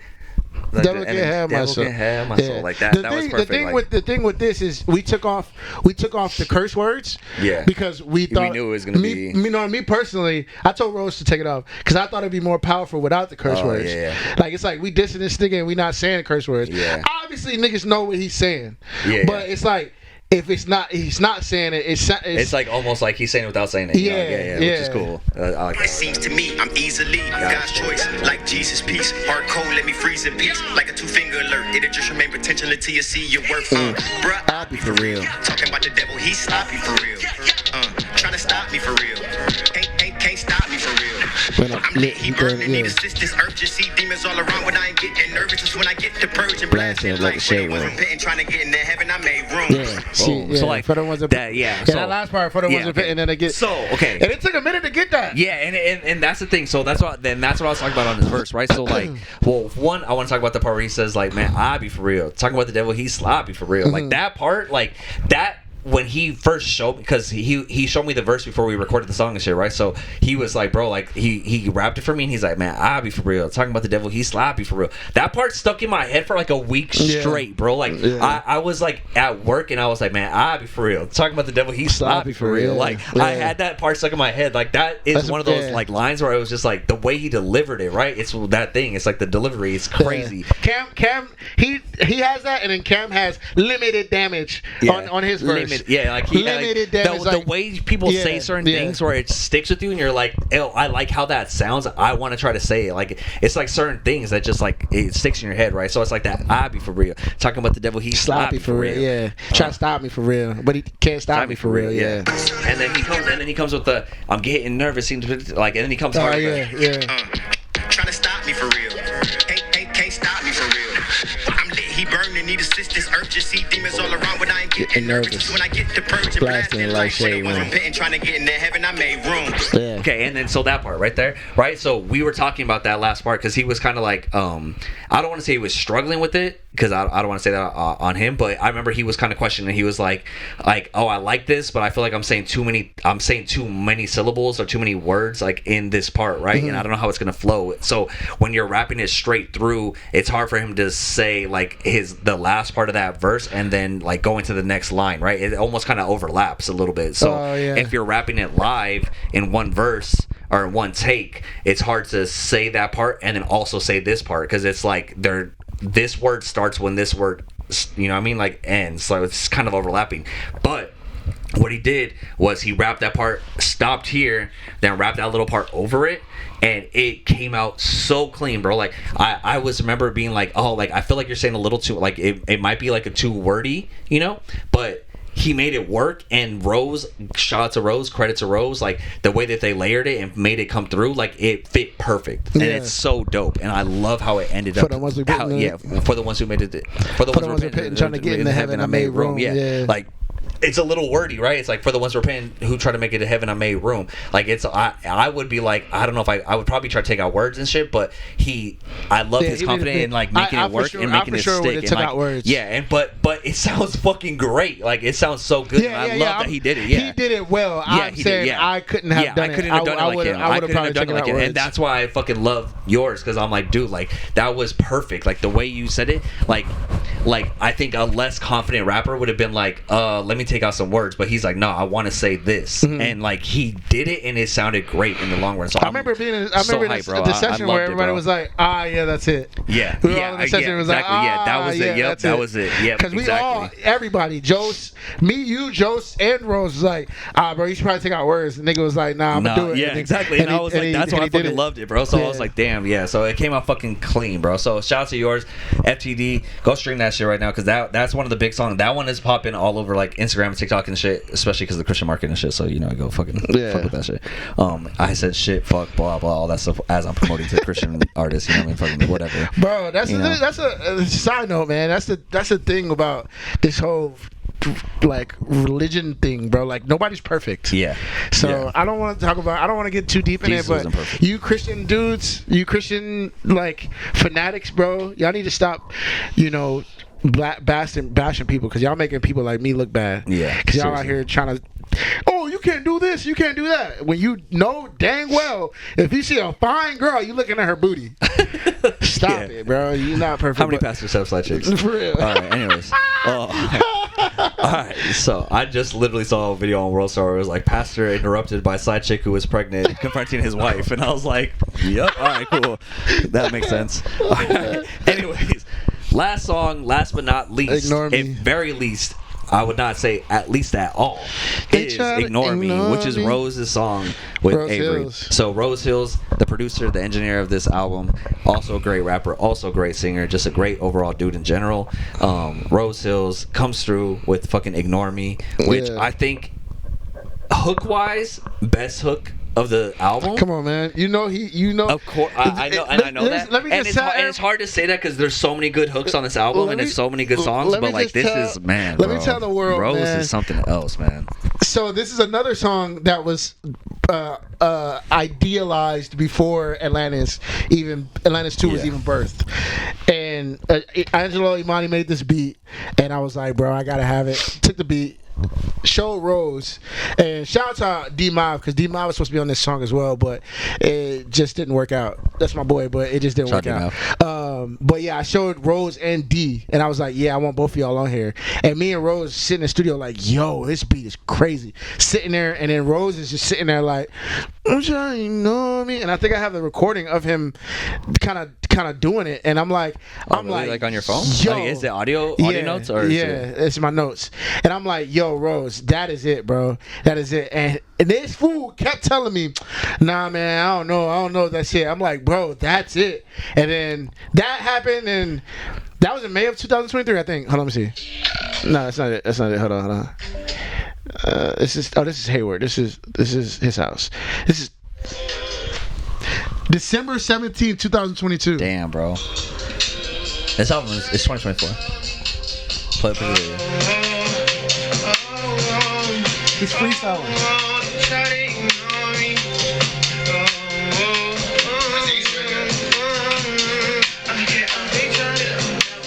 And I was like, yo, that is crazy. That is wild. That is crazy. Wow, and then fast forward, I'm pushing Atlantis, and I'm like, damn, it needs an outro. What do I do for the outro?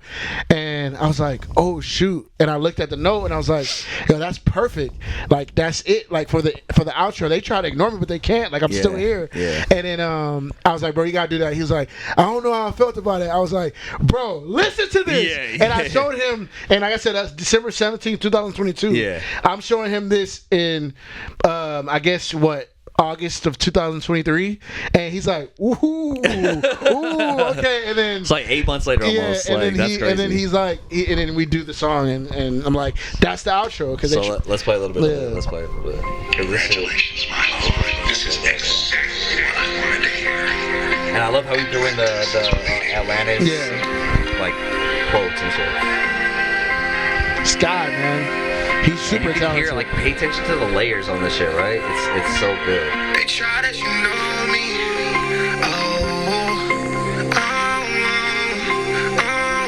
They try to, you know me.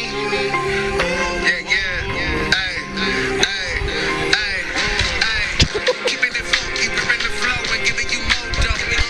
Leading my dogs to the yellow brick road. I'm hanging with Jojo.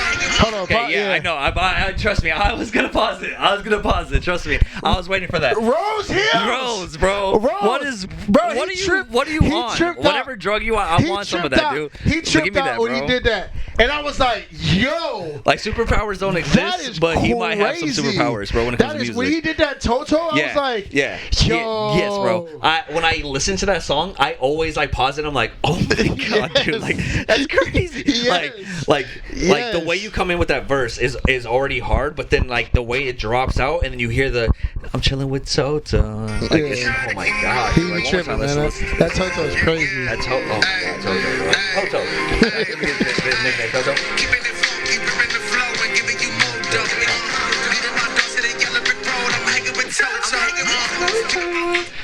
Yeah. Like, it's so fucking clean, bro. God damn. And let me tell you something about Rose too. It's effortless. He goes in the booth, and I turn into the recording engineer, and he's like, just go. And then he's like, nah, I don't like that. And I'll press record. He's like, and he just does it. He's like, nah, that's not it. And then he gets it. And it's just so straight through. Like, he knows. Like, this is one. Like, I rock with all my friends. I love all my friends. But this might be the most talented friend I have. No, I will. As one of your best friends, I will even say, like, this dude is one of the most talented people I've ever met in my life. Like, Rose is different. There's certain people in my life that I know are just like super talented. Like him, Keys. Like, when Keys sits at a piano and just like plays piano for an hour straight, and you're just like, how in the fuck are you just freestyling piano for like an hour and making like music, bro? Like, it's crazy. Like, it's one of those things where you're like blown away, like at the fact that they're talent, you know.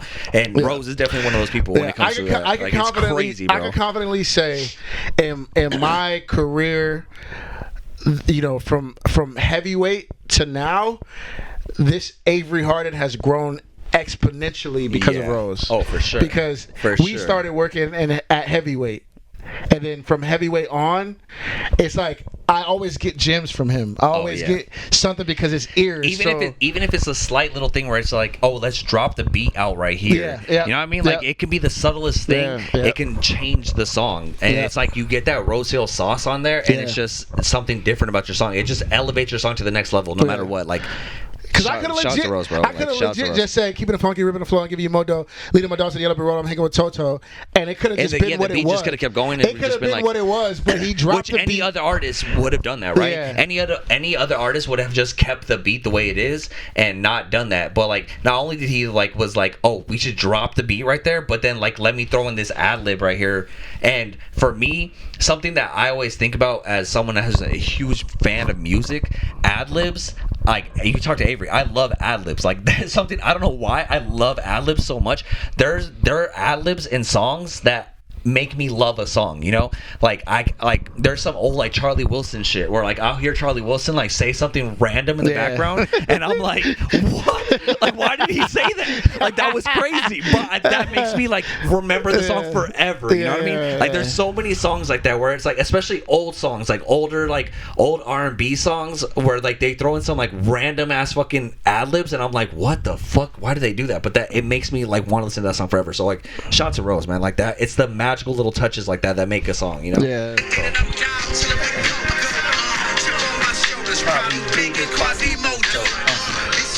Okay, real quick, I want to talk about this too. You did a video for this where you performed it, right? You performed it on that podcast, the other podcast. Yes. What's the name? Shout out Quan. Shout out to Quan. The Gorilla Cross. The Gorilla Cross. So, Gorilla Cross. Gorilla Cross. Gorilla Cross. Okay. So, you performed it on that podcast, and you made a video. And the video, I love how you have like the little memes with it and stuff and everything, like kind of like that match up with your lyrics. Yeah. And like the Quasimodo part, it's just like I forgot like about Quasimodo and like the Hunchback of Notre Dame and stuff. And it's like that's such a good line, bro. Like a chip on my shoulder, probably big as Quasimodo. And I feel like most people nowadays probably won't get that because they're like either too young. But I love that. I love that line. I love that line. I feel like you got in you know, unless they're rappers, you got to spoon feed people nowadays. Yeah. Like they're not like how we used to be. Like we're like listening to it and like breaking things down, and, like trying to like find the like hidden gems and stuff. Like yeah.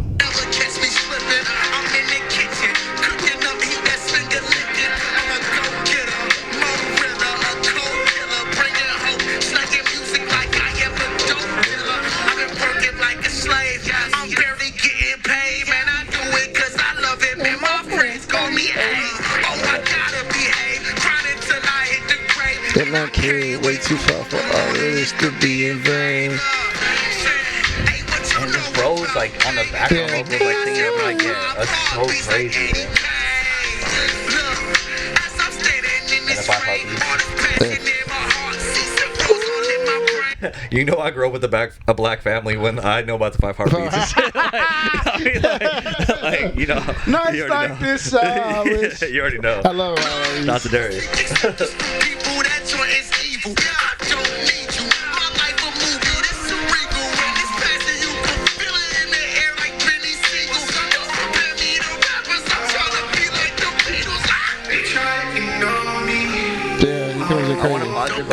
I like this song. Trying to be like the Beatles. This is so good. Don't compare me to rappers. I'm trying to be like the Beatles.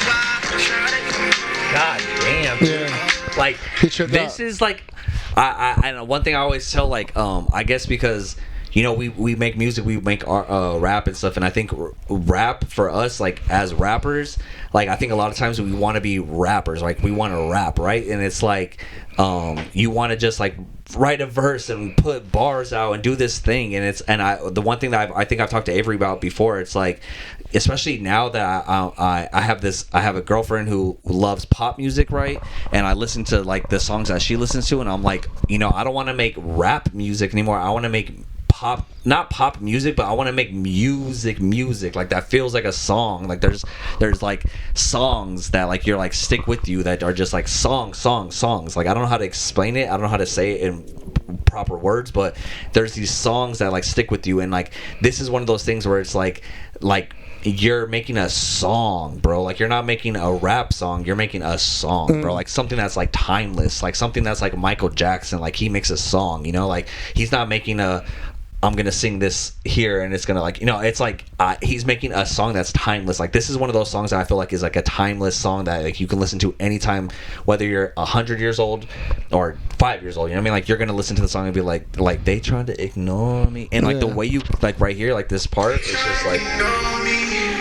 Also, I want to say that another note on this. I love.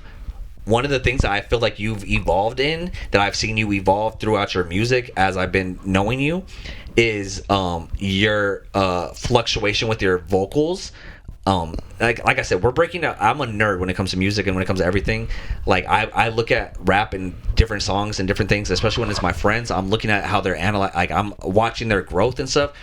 For Avery, like, I think one of the biggest thing that I've noticed about you is not recently, but like in the past, you know, whatever few years maybe, like, you've gotten more of that how Kendrick does it, where Kendrick plays with his vocals, right? Where it's like you hear the passion in him, where he's like almost like it's like a whiny, it's almost like a whiny vocal. Yeah. And any other person who does that, you're like, oh, that's weird. But for you and like Kendrick, it works, right? Where it's like this, it's like almost kind of like not whiny in a bad sense, but like it's that like you're hearing the passion in your voice as you're rapping. That's one thing, which is really fucking cool. That's one thing I try to pride myself on is that because I definitely shout out to Kendrick. I definitely was inspired by Kendrick to do that because he's very passionate with that. Like, that's something that no other rapper does. Like Kendrick does. Like, it's very like you hear it in his voice. Like, you're like, oh my, like you're hearing his passion. Like, you're the hurt in his soul. You know what I mean? Like, it's crazy. I started doing that in I think it was like 2015, 16. I did a freestyle to Drake's it was a Drake and Meek Mill. Ah, shoot, what is that song called? This rapper's I'll put it up, but yeah, I started doing that early, and that was the first time I ever did that, and I was like, yo, that's freaking crazy, like the way that I did my voice like that, but I was like passionate when I'm saying these rappers are killing me, killing my integrity. Like, I'm like, and when I first started doing it, I was visibly like upset.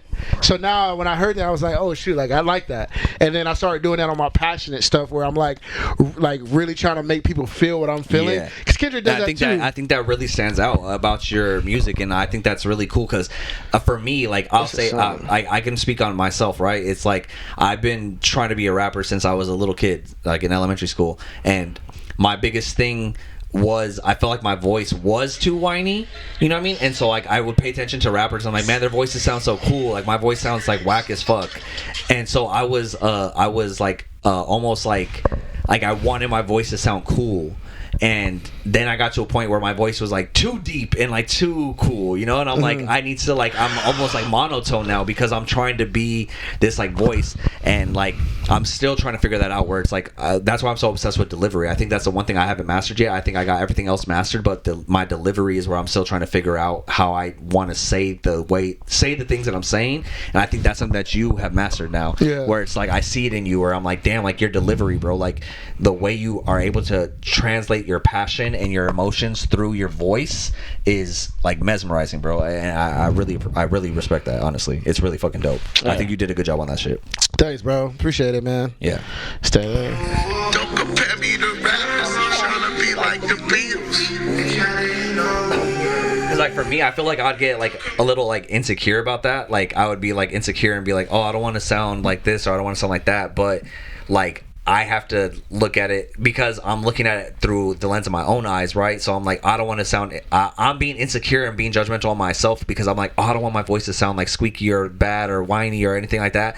But like, I admire you because you're able to like not feel insecure about it, and like it sounds good, you know what I mean? Like, where I think like for me, like I think if I were to do that, it would probably sound good, but I'm insecure about my own self, that I'm like, oh, I don't want to sound like that because I don't want people to think that I'm like being too emotional or whatever. Where you're able to translate that and do it, and it sounds great, bro. Like I think it's good. I think from now, the way I record and the way I write now is coming from like I don't know 100% what my audience looks like because it's still growing and it's still, I'm trying to get to a point where I'm like, I have that diehard audience, but I know who my diehard fans are.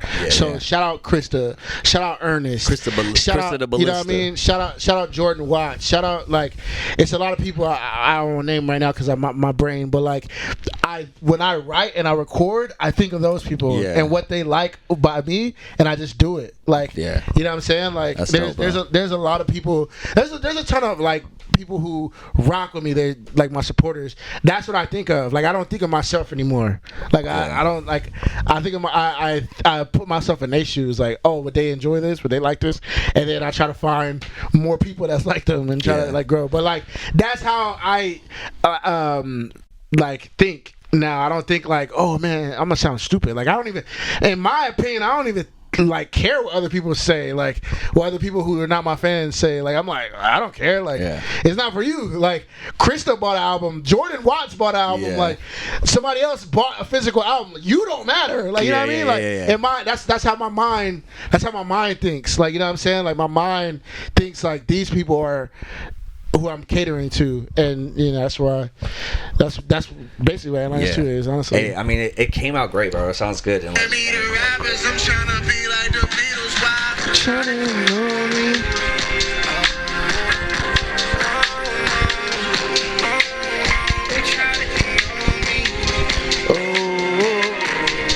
like that, like that. Yeah, he's tripping. Just like stuff like that. I didn't know to do that. Yeah, he's tripping.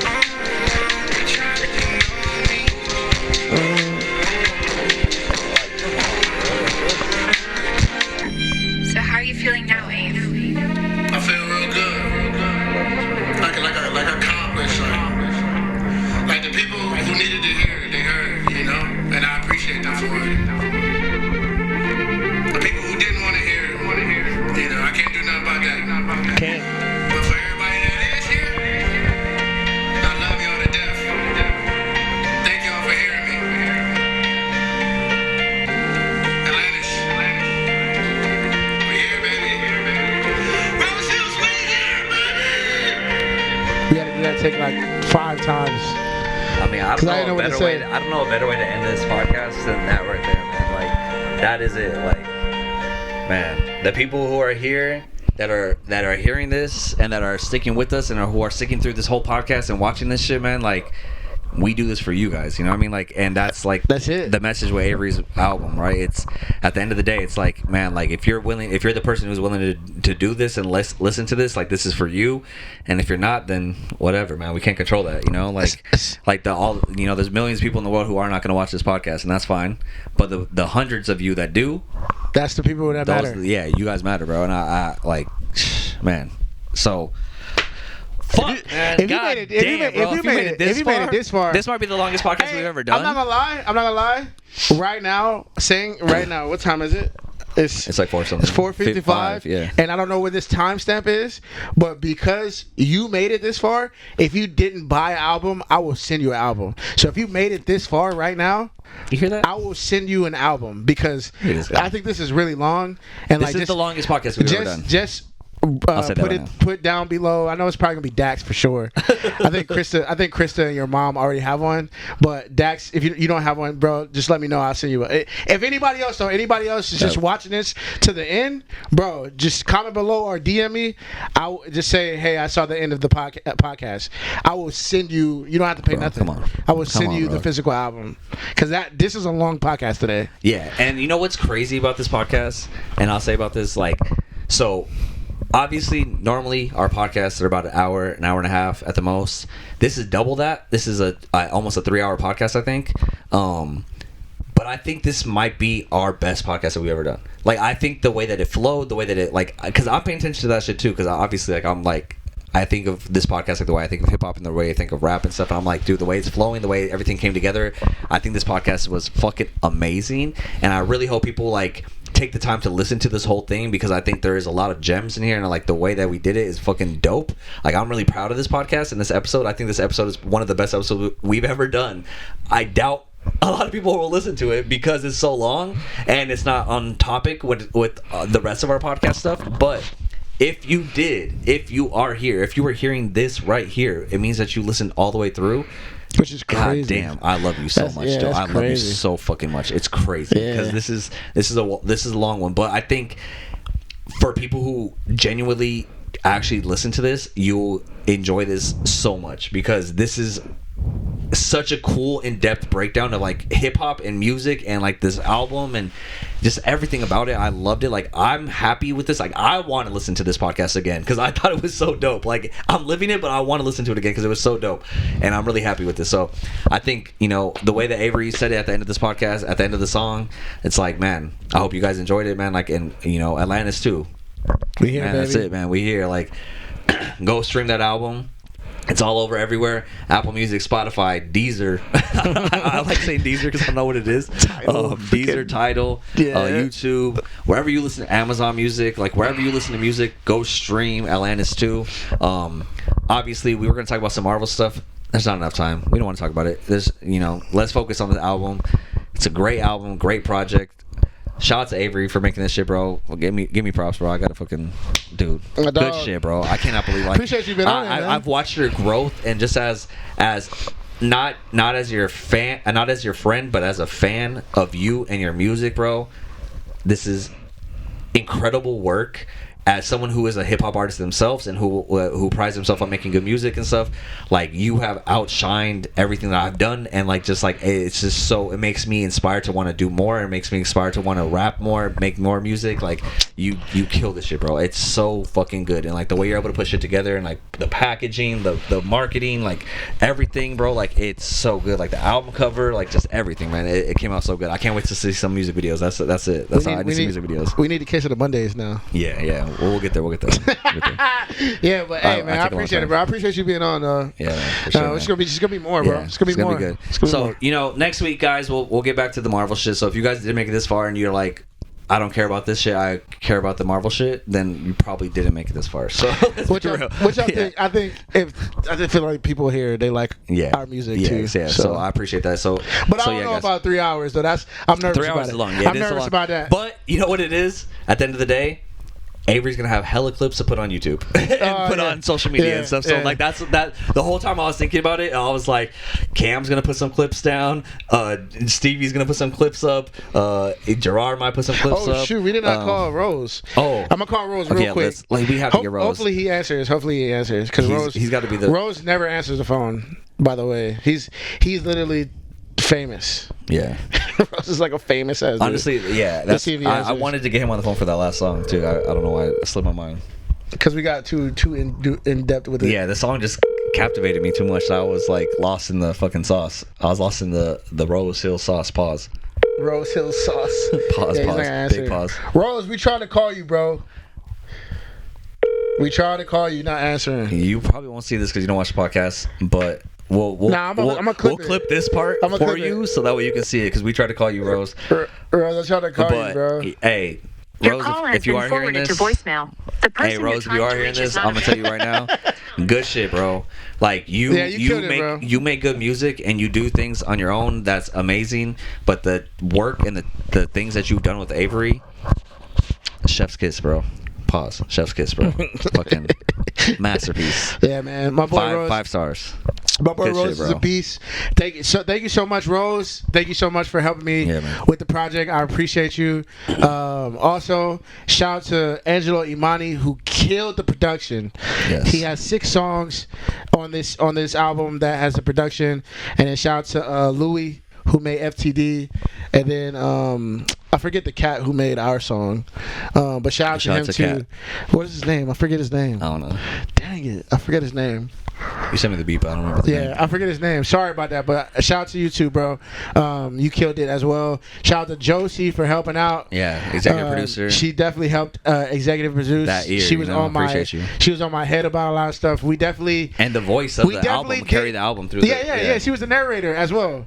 She's the narrator as well. I didn't even freaking mention that. Yeah, she narrated the whole album. The whole thing. Shout out to her. Shout out to Lobo, who engineered Stroke of Delanya. That was amazing, bro. I appreciate that. And I think I got everybody. I thanked everybody that was on the album. I don't know if I'm missing anybody. Shout out to my boy Tag for making this. Who made the artwork? Yeah, The album? Tag made this back, and then the artwork just put it on the screen. Tim made that. Tim Shout out Cruz. to Tim. Tim Cruz made that, and then The GOAT, the legend. Tim. the picture that you're seeing, the album art. So Lou took that photo and wrote, and Tim like made the art into like a painting. Shout out to Lou too. I haven't seen you in a long time, bro. So I miss you, bro. Lou did the photography for that thing, so Tim can make it into like a painting. So Damn, bro. it's so many pieces that were into this whole project, Yeah. and I appreciate y'all for being a part of it, man. I don't know if I don't want to miss anybody. I got Jose, I got Rose, shout out to Tori Harvey. That's she's not an artist. She didn't want no recognition, but I just want to thank her because she was on for Jojo. Lucas Quinn is up the. Oh, Lucas Quinn. Yes, Lucas Quinn was on. It was Energy. Yes, Lucas Quinn. And then I think I have everybody, man. I think I shouted out everybody. Yeah, man. But yeah, man, what a great album, bro. Like as like I said, as someone who's been a fan of Avery for a long time and a friend of Avery for a long time, man, like I think this is your best work, and I'm grateful to be a part of it, and I'm grateful to be able to break it down with you because I think, and shout out to my mom because it was her idea to do this episode. We were like thinking like, what are we gonna talk about for this episode, and God behold, or whatever the saying is, behold something. I forgot what the saying is, but I should know this, huh? behold, this is probably our best episode. I'll be real. Like I think this is one of our best episodes we've ever done, and I really fucking enjoyed it. And we have the new studio, and like it's just things are gonna get better from here, guys. So if you guys really fuck with us, like I said, always, every day, all the time, like, subscribe, comment, let us know what your favorite song on the album is. That'd be awesome if you guys can do that. Let us know what your favorite song is. Go stream it too, because I'm trying to get it to 10K view, 10K stream the streams album, bro. by the 5th of February, which would be a month. That was the only goal I had. I didn't have no other goals. I just had one goal, was to get it to 10K in the first month, and I don't know why. I just want that. I just want people to have heard it that many times. Yeah, so, it's a cool goal, bro. I like that. Yeah, man. So stream the album. Stream it. Yeah, man. If you have the CD, still stream it on your actual phone. Because I've been playing the CD in my car, and I'm like, wait, these streams aren't going to Avery. So maybe I started playing it on my phone now. That's so funny. But yeah. We appreciate you guys, man. Like, I don't know what else to say. I think this has been a great episode, and I think it's been fun. So if you guys stuck with us all the way to this point, we love you, man. And James Gunn, subscribe. Hire Jonathan Majors. Oh, next week we're coming in hot, boy. We're coming in hot. Jonathan Majors is fired. Yeah. Fuck that shit, dog. He's gone. But yeah, he's gone. But it's okay. We're gonna figure it out. We're gonna figure out Marvel for you guys next week. But till then, we love you guys. It's been another episode of Above the Multiverse, and peace.